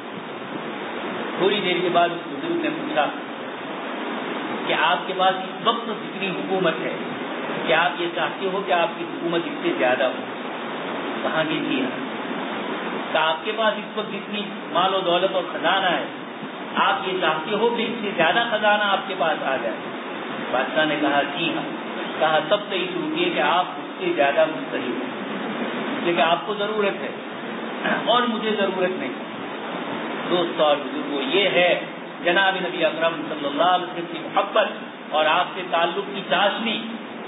حضرت عثمان بن عفان رضی اللہ تعالیٰ صلح حدیبیہ کے موقع پر مکہ کے مشرکین کے پاس پہنچے. آپ صلی اللہ علیہ وسلم کی طرف سے بھیجے گئے. آپ نے حضرت عمر رضی اللہ تعالیٰ عنہ کو کہا کہ عمر تم جاؤ مکہ والوں کے پاس. حضرت عمر نے فرمایا اللہ کے رسول, مکہ والوں سے میری دشمنی کو آپ جانتے ہیں, اس لیے میں ان کے پاس صلح کے لیے جاؤں شاید معاملہ بگڑ جائے. میں آپ کو ایک شخص کی طرف رہنمائی کرتا ہوں, آپ اس کو بھیجیے. جناب نبی اکرم صلی اللہ علیہ وسلم سے حضرت عمر نے کہا آپ حضرت عثمان کو بھیجیے, اس لیے کہ ان کا خاندان وہاں مکہ میں بڑا مالدار ہے اور مکہ میں ان کا خاندان سردار ہے. ابو سفیان بھی ان کے خاندان کے, خالد بن ولید بھی, عمرو بن عاص بھی اور بھی بہت سارے. حضرت عثمان رضی اللہ تعالیٰ عنہ اس وقت کعبۃ اللہ کے پاس پہنچے وہاں اور ان کے خاندان والوں نے ان کو دیکھا کہ حضرت عثمان رضی اللہ تعالیٰ عنہ کا تہبند اور آپ کی لنگی ٹخنوں سے اوپر. عرب لوگ اس کو مایوس سمجھتے تھے جاہلیت, آج بھی لوگ اس کو مایوس سمجھ رہے ہیں. حضرت عثمان سے کہا گیا کہ یہ کیا پہن کر آئے ہو, تم تو بڑے شہزادے تھے اور تمہارا یہ لباس کس طرح کا ہے؟ فرمایا میرے حبیب صلی اللہ علیہ وسلم کا یہی طریقہ ہے اور اسی طریقے میں مجھے مزہ آتا ہے. اس طریقے کو میں جو مایوس سمجھتا ہے اس کو بھی پسند نہیں کرتا. یہ جناب نبی اکرم صلی اللہ علیہ وسلم کی روایتیں اور آپ کا یہ پورا دین حدیث شریف کی شکل میں ہمارے پاس محفوظ ہے. مجھے کاروبار کیسے کرنا ہے, مشکات شریف میں کتاب المعاملات میں آپ دیکھیں گے, کتاب البیوع میں مسائل ہے. آپ صلی اللہ علیہ وسلم نے صحابہ کرام کو مسائل بتلائے, اصول اور ضابطے بتلائے. آپ بازار میں خود گئے اور آپ صلی اللہ علیہ وسلم نے دیکھا کہ گیہوں بیچے جا رہے, آپ نے اس کے اندر ہاتھ مارا تو اندر گیہوں گیلے تھے, پانی والے, بیچنے والا دھوکہ دے رہا. آپ صلی اللہ علیہ وسلم نے فرمایا من غش فلیس منی, جو دھوکہ دے گا وہ ہم میں سے نہیں. ایک تاجر یہ نہیں کہہ سکتا کہ مجھے تجارت کرنی ہے اور جناب نبی اکرم صلی اللہ علیہ وسلم کا طریقہ مجھے معلوم ہے. طریقہ تو کیا، آپ سے محبت کرنے والے محدثین نے اور آپ سے محبت کرنے والے ائمہ مجتہدین نے، مفتی اور فقہائے کرام نے اس کی ایک ایک لفظ کی ایسی بال کی کھال نکالی کہ جب امام محمد رحمۃ اللہ علیہ کی کتابیں ایک یہودی نے دیکھی، کتاب الاصل، مبسوط، جامع الصغیر، جامع الکبیر، یہ سب کتابیں آپ کی دیکھی تو اس نے یہ کہا ھذا محمدکم الاصغر فما بال محمدکم الاکبر. یہ جب تمہارے چھوٹے محمد کے علم کا یہ حال ہے تو تمہارے پیارے نبی جناب نبی اکرم صلی اللہ علیہ وسلم کے علم کا کیا حال ہے. امام محمد کی کتابیں دیکھ کر جناب نبی اکرم صلی اللہ علیہ وسلم کی دین کی عظمت اس کو معلوم. تو یہ آپ صلی اللہ علیہ وسلم کی احادیث مبارکہ ہمارے سامنے. ان احادیث مبارکہ میں ہمیں رات کی تنہائی میں اللہ پاک سے کیسے مانگنا ہے، کیسے رونا ہے. حضرت عبداللہ ابن عباس رضی اللہ تعالیٰ عنہ چھوٹے بچے ہیں، اپنی خالہ حضرت میمونہ رضی اللہ تعالیٰ عنہ کی باری ہے. اس دن وہ حضور صلی اللہ علیہ وسلم کے اعمال کو دیکھنا چاہتے تو ایک کمرے میں سو رہے. دیکھا رات کے اتنے حصے میں آپ صلی اللہ علیہ وسلم کھڑے ہو کر آپ نے آسمان کی طرف نظریں اٹھا کر کون سی دعا مانگی. عبداللہ ابن عباس نے اس کو محفوظ کر دیا. اور آج مجھے اور آپ کو معلوم ہو رہا ہے گویا ہم چاہے جناب نبی اکرم صلی اللہ علیہ وسلم کے زمانے میں نہیں ہیں، لیکن حضور کی کوئی بات کسی بھی عمل میں، زندگی کے کسی بھی مسئلے میں کسی کو لینا ہے، کاشتکار کو کاشتکاری کیسے کرنی ہے. جناب نبی اکرم صلی اللہ علیہ وسلم نے بے کے مسائل کو ذکر فرمایا. مدینہ منورہ میں کھجور کی کھیتی کس طرح ہوتی تھی اور آپس میں مضاربہ اور آپس میں ایک دوسرے کے ساتھ مزارعات، کھیتی باڑی کی بھاگیداری کیسی ہوتی تھی، یہ سارے طریقے بتلائے. دوستوں اور بزرگوں، جب یورپ کے مستشرقین نے ہدایہ کو دیکھا کہ اس کے اندر اتنے مسائل اور اتنے دلائل کے ساتھ تو یہ حیران ہو گئے. ایک مستشرق نے لکھا ہے کہ دنیا کے اندر ایسی کوئی قانون کی کتاب جس میں قانون ذکر کیا گیا ہو اور اس کی دلیل قرآن اور حدیث سے دی گئی ہے اور اس کی دلیل انسانی عقل اور انسانی اجتہاد اور انسانی سمجھداری سے دی گئی ہو اور اتنی ترتیب سے دی گئی ہو، ایسی کوئی کتاب میں نے روئے زمین پر نہیں دیکھی جیسی ہدایت اللہ کے رسول صلی اللہ علیہ وسلم کی احادیث کو ذکر کرتے ہیں. سب سے پہلے قرآن کی آیت کو، پھر احادیث کو، پھر اس کے بعد اجماع امت ہے تو اس کو ذکر کرتے ہیں. ائمہ مجتہدین نے جو قیاس کیے ہیں کتاب و سنت کی روشنی میں اس کو وہ نقل کرتے ہیں. دوستوں اور بزرگوں، ان احادیث کی روشنی میں جناب نبی اکرم صلی اللہ علیہ وسلم نے ہمیں جو قانون دیے اس کی قدر ہمیں کب ہوتی ہے. ڈاکٹر حمید اللہ صاحب پروفیسر تھے اور پیرس میں رہتے تھے، حیدرآباد کے تھے. اللہ پاک نے ان کے ذریعے ایک دن میں 22 آدمی ایمان لاتے تھے فرانس میں. یہ میرا اپنی طرف سے لکھا ہوا نہیں ہے، جو لوگ پیرس میں رہتے تھے اور جنہوں نے ڈاکٹر حمید اللہ صاحب کی کتابیں پڑھی ہے اور ان کی محنت کو دیکھا ہے، یہ کہتے ہیں کہ عقیدی زندگی میں ایک ایک دن میں 22 گورے اور فرانس والے ایمان قبول کرتے تھے ان کے ہاتھ. یہ ڈاکٹر حمید اللہ صاحب کہتے ہیں کہ جب میں انگلینڈ کی لو کالج میں پروفیسر کی تعلیم، لو کی تعلیم، قانون کی تعلیم لے رہا تھا، اس کالج کے 100 سال پورے ہوئے تو کیمبرج یونیورسٹی اور فرانس کی دوسری ایک یونیورسٹی، وہاں سے ایک بہت بڑا قانون کا ماہر آیا اور اس نے کہا کہ میں آج آپ لوگوں کو، یعنی 100 سالہ جلسہ وہ منا رہے. اس موقع پر اس فرانس سے آنے والے پروفیسر نے یہ کہا کہ میں آج آپ لوگوں کو ایسی بات کہتا ہوں جو شاید آپ میں سے کسی کو معلوم. اس کے بعد اس نے کہا کہ میں قانون کا پروفیسر ہوں، پوری زندگی دنیا کے قانون لکھنے، پڑھنے اور سمجھنے میں نے گزاری، لیکن جب میں نے مسلمانوں کی اصول فقہ کی کتابیں دی تو میں حیران ہو گیا. مجھے عجیب لگا کہ جب ہمارے پاس کوئی نیا مسئلہ آتا ہے تو اس کو کہاں تلاش کیا جائے. کیسے تلاش کیا جائے اور اس مسئلے کو کیسے حل کیا جائے، اس میں مجھے پریشانی بہت لاحق ہے۔ لیکن مسلمانوں کے پاس صرف لو قانون نہیں ہے، روٹ آف لو، قانون تک پہنچنے کے جو ذریعے ہیں، یعنی ان کے پاس جب بھی کوئی نیا مسئلہ آئے گا مفتی فوراً قرآن کریم کے آیات میں غور کریں گے، احادیث مبارکہ میں غور کریں گے، ائمہ مجتہدین کے اقوال میں غور کریں گے، اور اپنے زمانے میں کتاب و سنت کی روشنی میں جو چیزیں پیش آئی ہے ان سب کو دیکھنے کے بعد مسئلے کا حل ذکر کریں۔ دنیا نے کتنی ترقی کی، لیکن کوئی مسئلہ کوئی یہ نہیں کہہ سکتا کہ سائنس اور ٹیکنالوجی کی نئی نئی چیزیں ایجاد ہوئی اور مفتیوں کے پاس اس کے مسئلے نہیں ہیں، اس کا جواب نہیں۔ ایک چیز ہے ڈی این اے، انسانی جسم کے اندر اللہ پاک نے چھوٹے چھوٹے بہت سارے خلیے رکھے ہیں، جیسے ایک مکان اینٹوں سے بنتا ہے، اللہ پاک نے ہمارے جسم کو چھوٹے چھوٹے اسٹیم سیل سے بنایا، کروڑوں کی تعداد میں ہر انسان کے جسم میں اللہ پاک نے بنائے ہیں، روزانہ کٹتے ہیں اور نئے آتے رہتے ہیں۔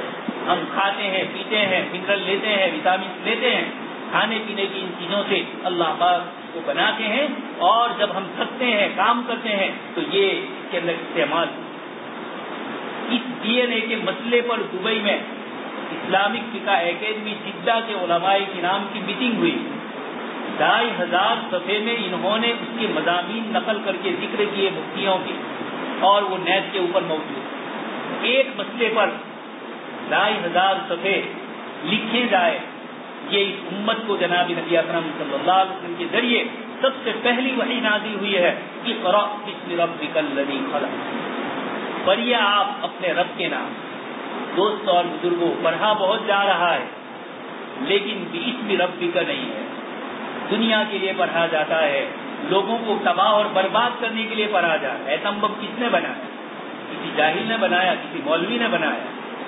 دنیا کے بہترین تعلیم یافتہ لوگوں نے اور بہترین یونیورسٹیوں میں پڑھنے والوں نے ان بڑے بڑے ہتھیاروں کو جو ایک سیکنڈ میں کروڑوں انسانوں کو تباہ کر دے، یہ ہتھیار انہوں نے بنائے، ان انسانوں نے بنائے جنہوں نے یونیورسٹیوں میں تعلیم حاصل۔ یہ ہے اقرا ہے لیکن باسم ربک نہیں، پڑھنا تو ہے لیکن رب کے نام سے نہیں۔ جب نسبت آ جاتی ہے، یہ مدارس اسلامیہ کی سب سے بڑی خصوصیت یہ ہے کہ یہاں حدیث شریف بھی پڑھائی جاتی، یہاں تفسیر بھی پڑھائی جا رہی، ساتھ میں منطق لاجک بھی پڑھائی جا رہی، فلسفہ فلسفی بھی پڑھائی جاتی، جغرافیہ اور تاریخ کی چیزیں بھی بتلائی جاتی ہے، لیکن ان سب کو اسلامیات کر کے پڑھایا جاتا ہے۔ ان سب کو ہماری اپنی دنیاوی اور آخرت کی ضرورت کے اعتبار سے پڑھایا جاتا ہے۔ اس کے مقابلے میں اس وقت دنیا میں جو تعلیم ہے وہ محض انسان کو اپنی روزی روٹی کے لیے سکھلائی جاتی ہے، اپنے جاب اور اپنے کیریئر کے لیے بتلائی جاتی ہے۔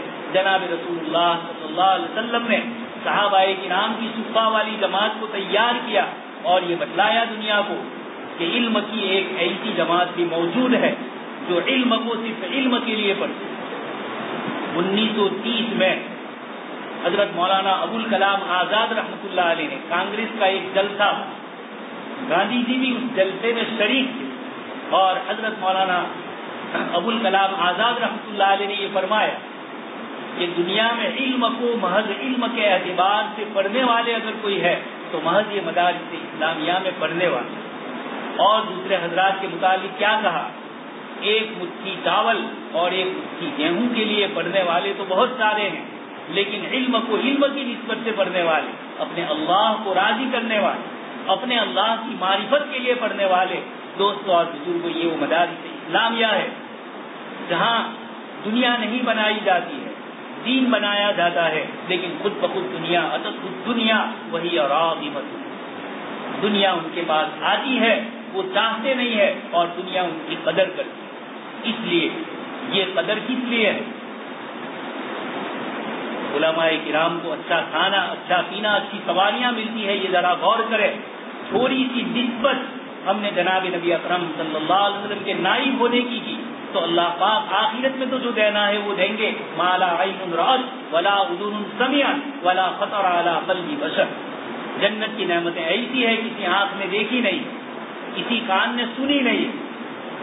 ہم سنتے ہیں کینیڈا میں اس طریقے کی چیزیں ہیں، امریکہ میں ایسی ہے، یہ سب دنیا ہی دنیا ہے۔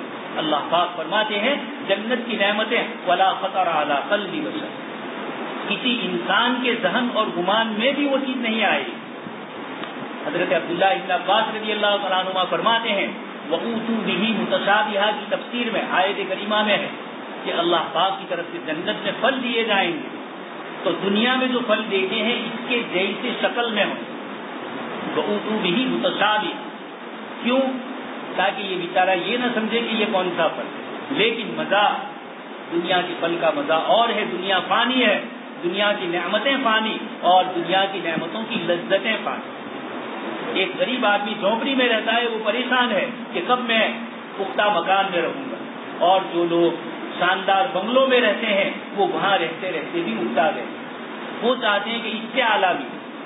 اس لیے حدیث شریف میں فرمایا کہ ابن آدم کی بھوک اور پیاس کو سوائے قبر کی مٹی کے کوئی نہیں کرتا۔ آپ صلی اللہ علیہ وسلم نے فرمایا سونے کی ایک پوری وادی بڑی ہو، انسان چاہے گا مجھے دوسری وادی ملے، دوسری ملے گی، تیسری چاہے گا، وَلَن يَمْلَأَ فَاهُ إِلَّا التُّرَابُ، قبر کی مٹی کے علاوہ اس کو کوئی نہیں کرے۔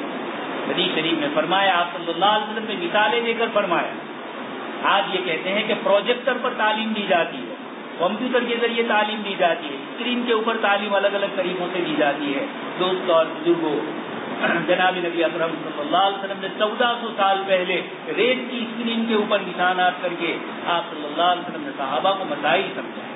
آپ نے اسی چکونے جیسے یہ ہے میز، اس طرح آپ صلی اللہ علیہ وسلم نے لکیریں کی اور ایک لکیر لمبی کھینچی جو اس سے آگے نکل رہی، اور آپ نے فرمایا یہ انسانی زندگی ہے، اور بیچ میں چھوٹے چھوٹے آپ صلی اللہ علیہ وسلم نے نشانات کیے، یہ انسانی زندگی میں آنے والی پریشانیاں ہیں، اور یہ جو آگے لکیر جا رہی ہے یہ انسان کی امید ہے۔ ہم اور آپ ہر ایک جانتے ہیں، ابھی میں اور آپ فرشتہ آ جائے لینے کے لیے کتنی تمنائیں رہ گئی اور اچانک چلے گئی۔ اللہ کے رسول صلی اللہ علیہ وسلم فرماتے 4 چیزوں سے فرشتوں نے گھیرا ہے، اذا جاء اجلهم لا يستأخرون عنه ساعة ولا يستقدمون، ایک گھڑی آگے پیچھے نہیں جائیں گے، لیکن 250 سال کی امیدیں لگائے ہم بیٹھے ہیں۔ ایک کام پورا ہوتا ہے، بچوں کی شادی ہو گئی کہ میں پوتوں کو بھی شادی کروا کے دنیا سے جاؤں، رات کی اس طرح یہ میرا ایک باغیچہ ہے تو دوسرا ہوتا ہے۔ جناب نبی اکرم صلی اللہ علیہ وسلم فرماتے ہیں یہ قبر کی مٹی کے علاوہ کوئی نہیں کرے گا۔ یہ میں بتلانا چاہتا ہوں آپ صلی اللہ علیہ وسلم کی تعلیمات میں زندگی کا کوئی عمل ایسا نہیں ہے۔ سائنسداں رات دن محنت کر رہے ہیں۔ ایک صاحب ابھی انگلینڈ سے آئے، انہوں نے مجھے سنایا کہ ایک مجلس میں یوروپ کے سارے پڑھے لکھے لوگ جمع تھے، وہ بھی بہت بڑے تاجر ہیں، پڑھے لکھے ہیں، کالج بھی بلوچ میں چلا رہے۔ انہوں نے مجھے کہا کہ میں نے کھانے کے لیے ہم سب بیٹھے تو میں نے ہاتھ دھوئے اور سب لوگوں نے رومال یہ سے ہاتھ پوچھے، میں نے نہیں پوچھا۔ پھر کھانا کھانے کے بعد ہاتھ دھوئے اور میں نے ہاتھ پوچھا۔ ایک یورپین عورت مجھے دیکھ رہی، میرے عمل کو دیکھ رہی، اس نے مجھے یہ کہا کہ تم نے یہ عمل کیوں کیا؟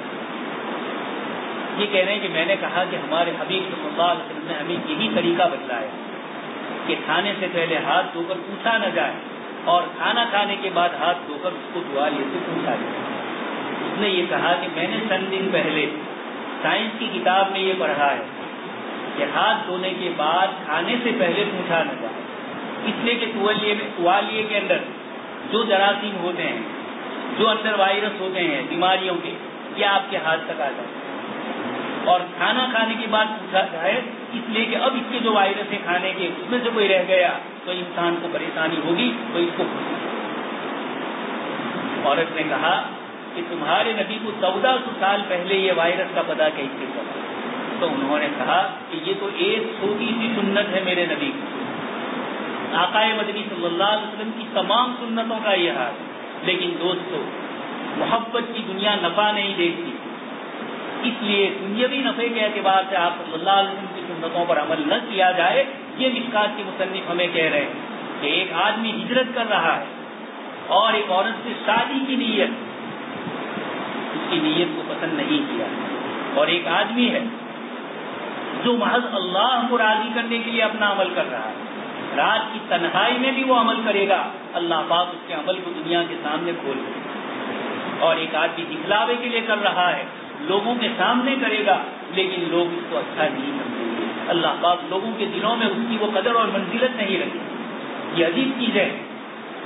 قرآن کریم نے تہجد کے متعلق فرمایا تتجافى جنوبهم عن المضاجع يدعون ربهم خوفا وطمعا کہ یہ رات کو اٹھ کر اکیلے اللہ کو راضی کرنے کے لیے عبادت کرتے ہیں اور کسی کے لیے نہیں. اس لیے قرآن نے فرمایا ان ناشئۃ الليل هي اشد وطئا واقوم قیلا.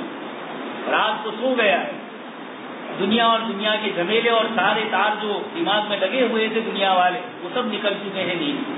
اب جب اٹھتا ہے قرآن پڑھتا ہے تو سیدھا اللہ سے توجہ اٹھتا ہے, دعائیں مانگتا ہے تو ادھر ادھر کی چیزیں نہیں آتی, اقوام قیلا درست بات کہتا ہے. یہ رات کی تنہائی میں ایک اللہ کو راضی کرنے کے لیے جب یہ کر رہا ہے تو اللہ تبارک و تعالیٰ فرماتے ہیں کہ اللہ پاک نے ما اخفی لهم من قرۃ اعین, اس کی آنکھوں کی ٹھنڈک کے لیے جنت میں ہم نے کیا تیار کیا ہے. فلا تعلم نفس, عجیب انداز ہے قرآن کا. اس نے اللہ کو راضی کرنے کے لیے تنہائی میں اٹھا ہے, کوئی نہیں دیکھ رہا ہے, لیوت ہل رہا ہے اللہ کو راضی کرنے کے لیے. تو اللہ تبارک تعالیٰ اس کے عمل کو دین کے اجالے میں تو کریں گے ہی, دنیا کے اندر بھی تہجد پڑھنے والوں کو ہم نے دیکھا ہے.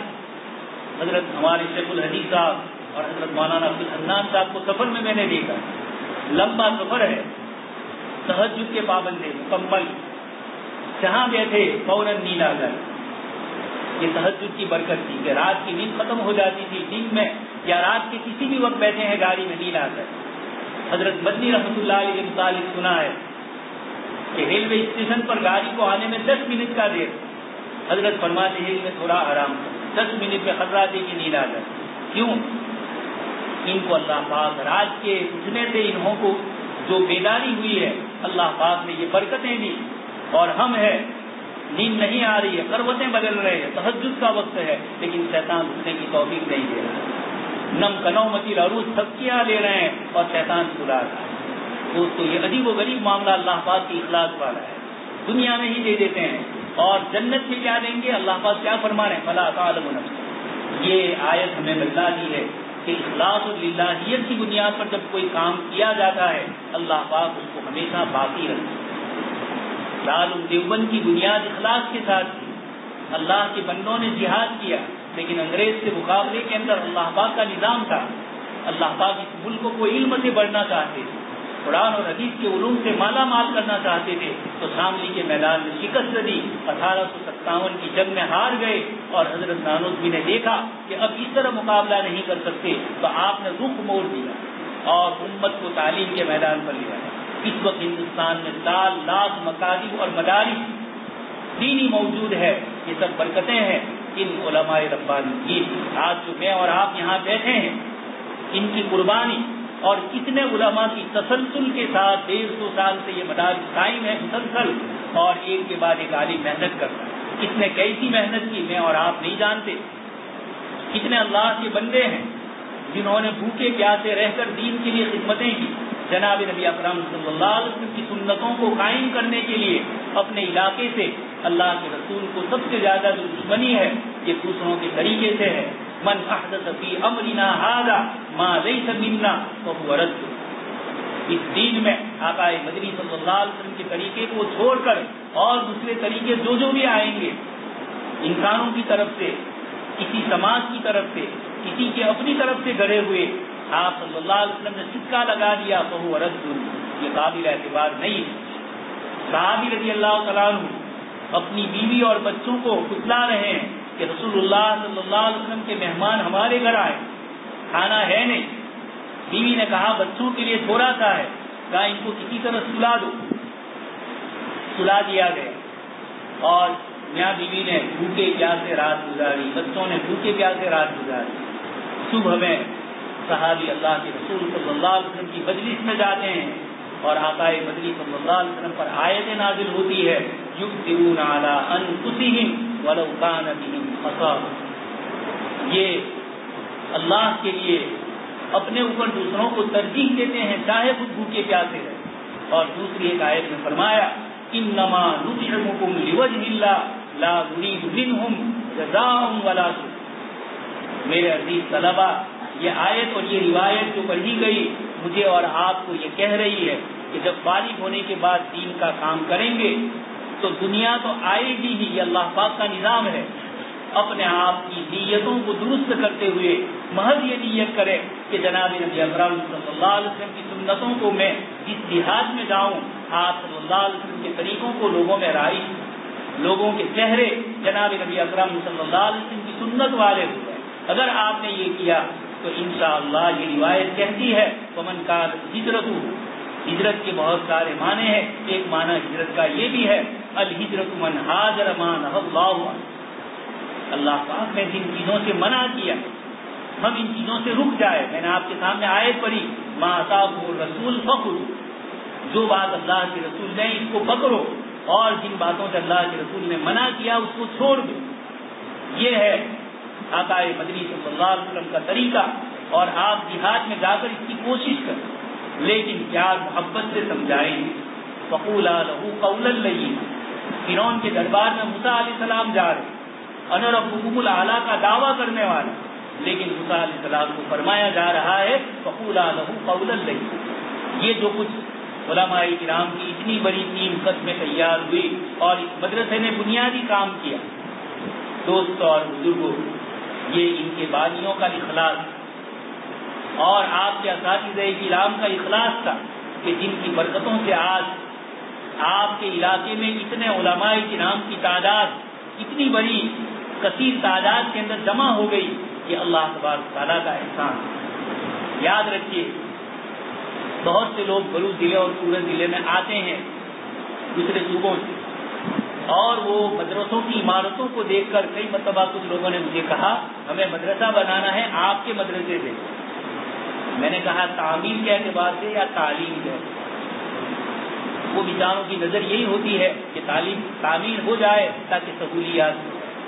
میں نے ان کو کہا کہ یاد رکھیے بلوچ ضلع اور سورت ضلع میں پہلے دین آیا پھر اللہ نے دنیا، میں نے اپنی آنکھوں سے اپنے دیہاتوں میں دیکھا تھا لوگ بہت غریب، جب دین اپنایا اللہ پاک نے انگلینڈ کے راستے افریقہ کے راستے کھولے۔ یہ عجیب اللہ پاک کا نظام ہے، جب بندہ اللہ کے لیے دین کو قبول کرتا ہے۔ آپ ہمارے علماء کرام سے پوچھیے، امام ابو یوسف رحمۃ اللہ علیہ پڑھنے کے لیے امام ابو حنیفہ رحمۃ اللہ علیہ کے یہاں جاتے، اور والد محترم کا انتقال ہو گیا تھا، والدہ غریب کی محتاج، یہ چاہتی تھی کہ یہ میرا بیٹا کچھ کام کر لے، سیکھ لے کہیں ہنر، بڑائی کا کام کر رہے تھے، سیکھ رہے تھے، میرا بیٹا کچھ سیکھ لے تاکہ بڑا ہو کر میری روزی روٹی کا وہ انتظام کرے۔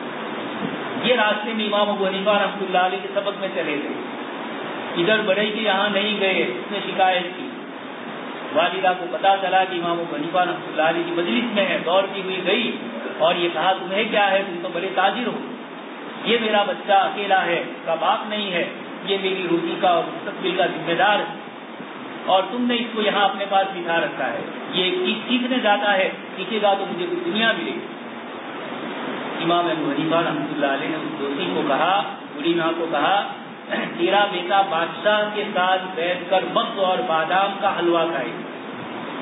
دوستی نے کہا ابھی تو روٹلے کا ٹھکانا نہیں، اور بادشاہ وقت ہارون رشید کے ساتھ بیٹھ کر میرا بیٹا اور وہ بادام اور مغز کا حلوہ کھائے۔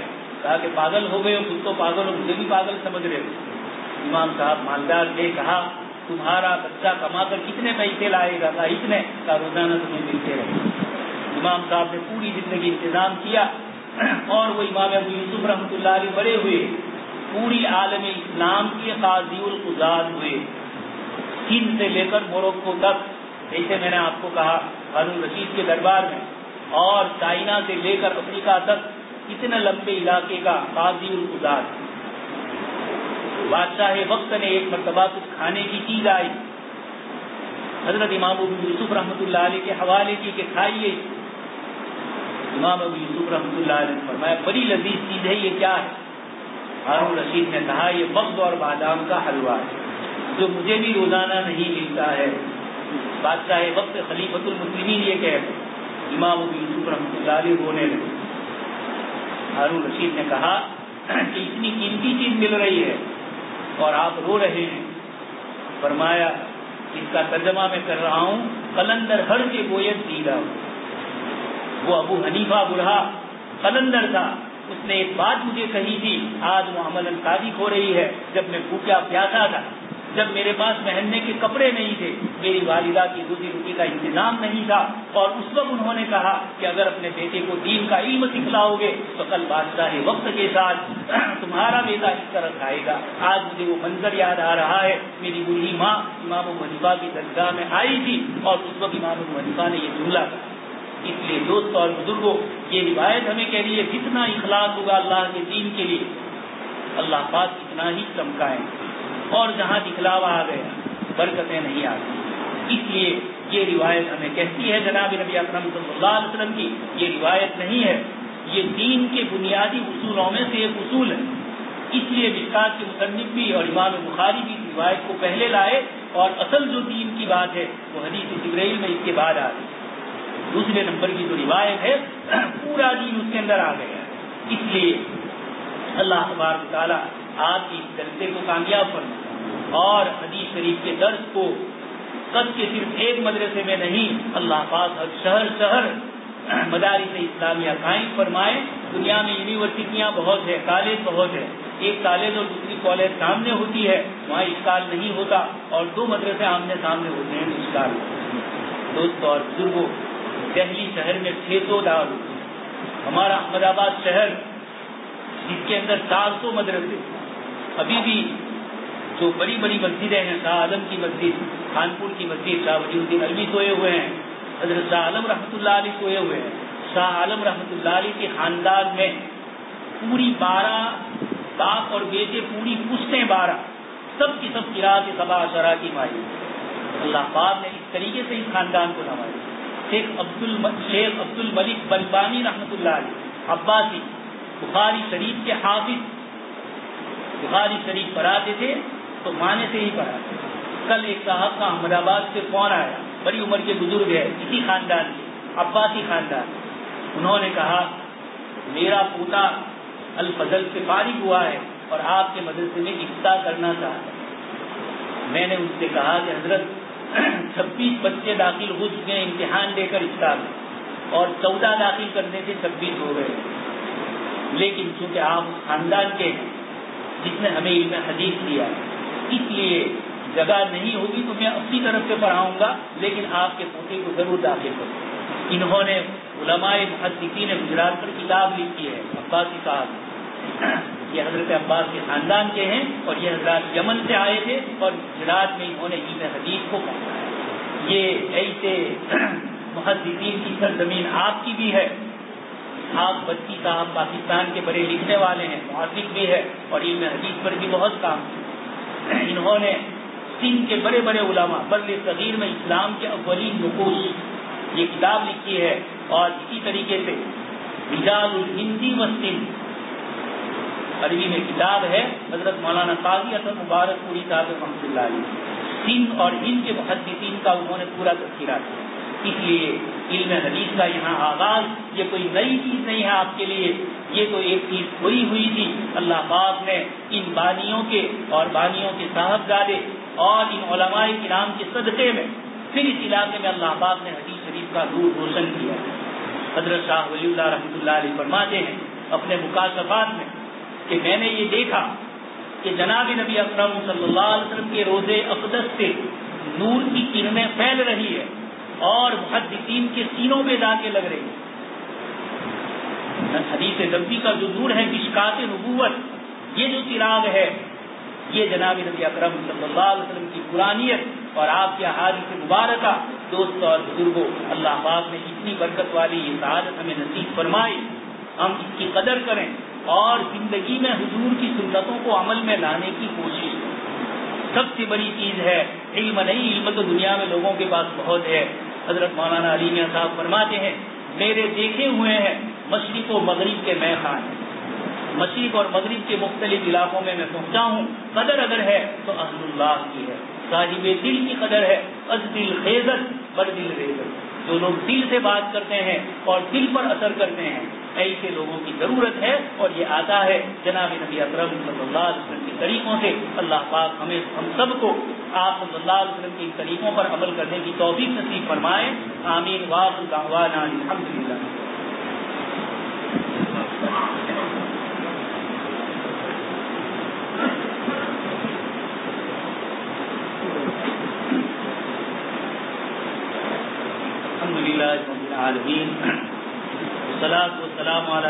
المرسلين وعلى آله وأصحابه أجمعين.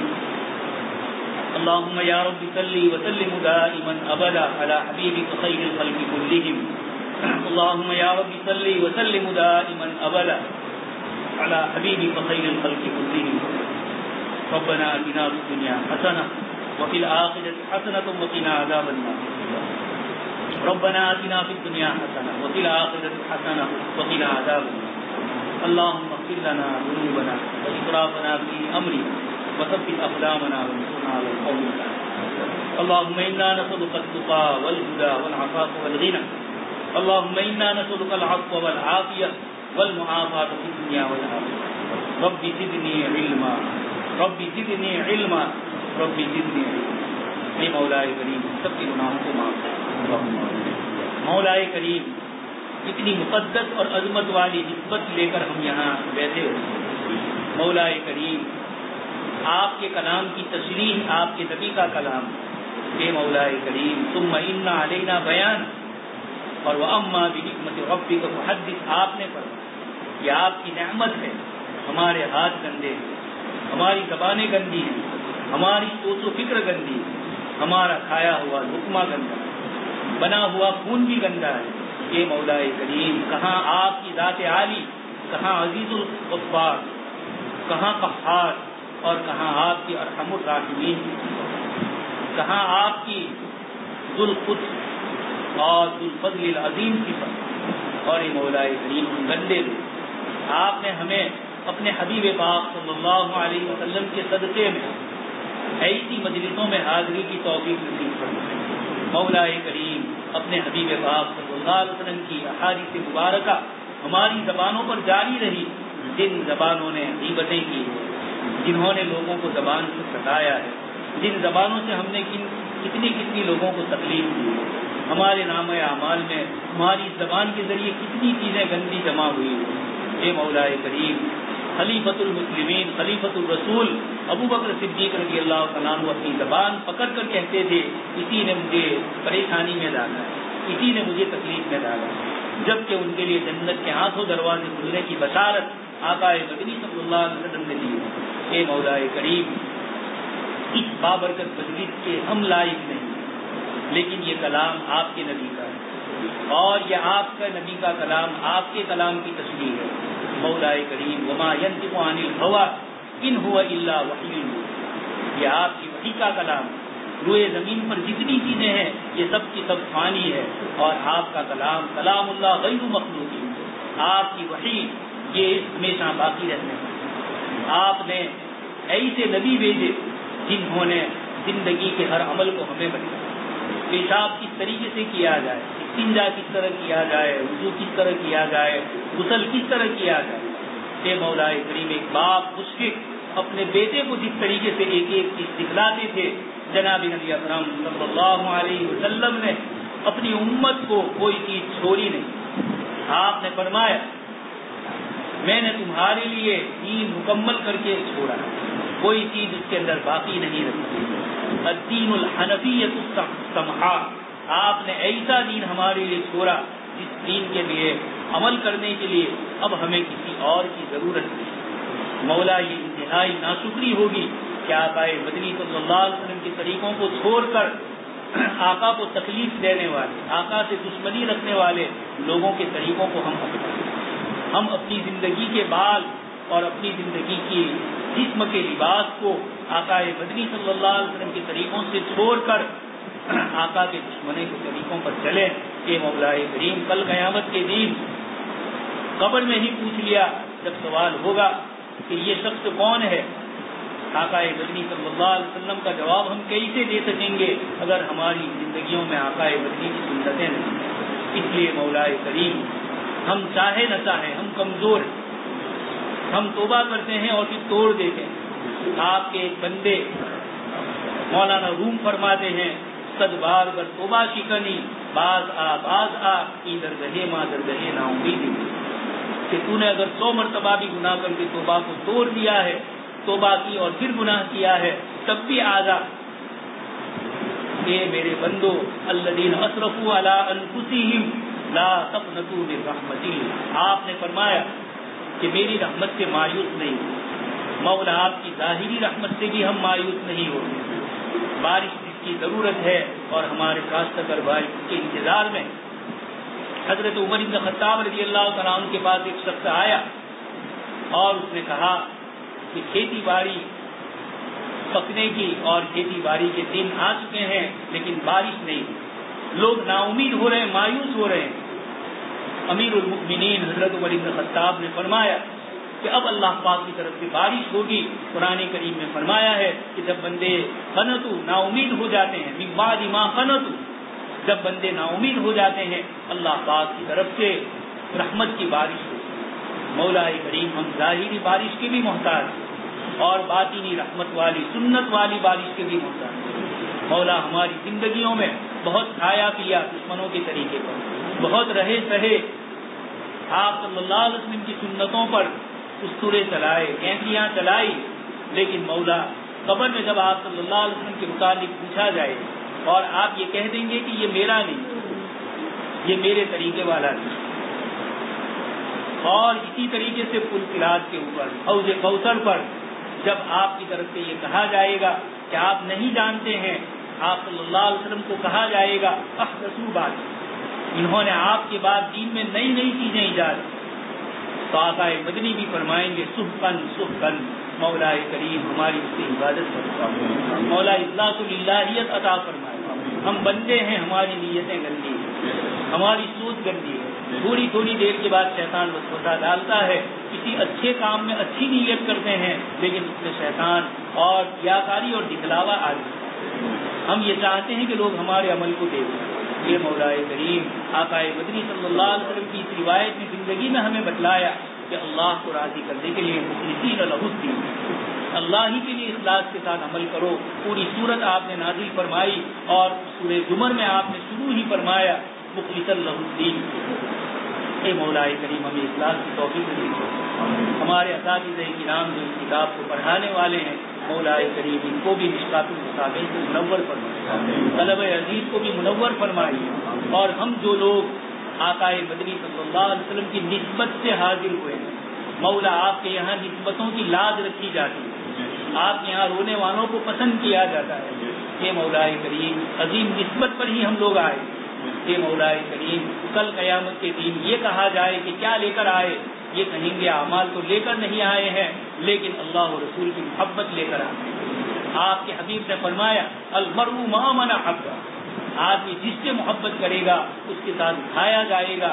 مولا آج کی مجلس کی حاضری اسی نسبت سے ہے اور امید ہے آپ کی ذات عالی سے کہ کل قیامت کے دن آپ نسبت سے ہمیں بھی بخش دیں, ہمیں بھی معاف کریں. تھا کچھ نہیں لیکن حبیب پاک صلی اللہ علیہ وسلم کی محبت لے کر آئے.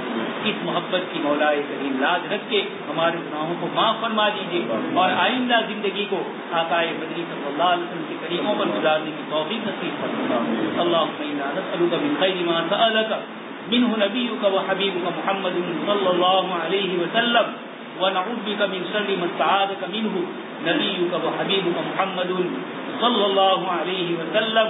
انت المستعان عليك البلاغ لا حول ولا قوة. سبحان ربك رب العزة عما يصفون وسلام على المرسلين والحمد لله رب العالمين.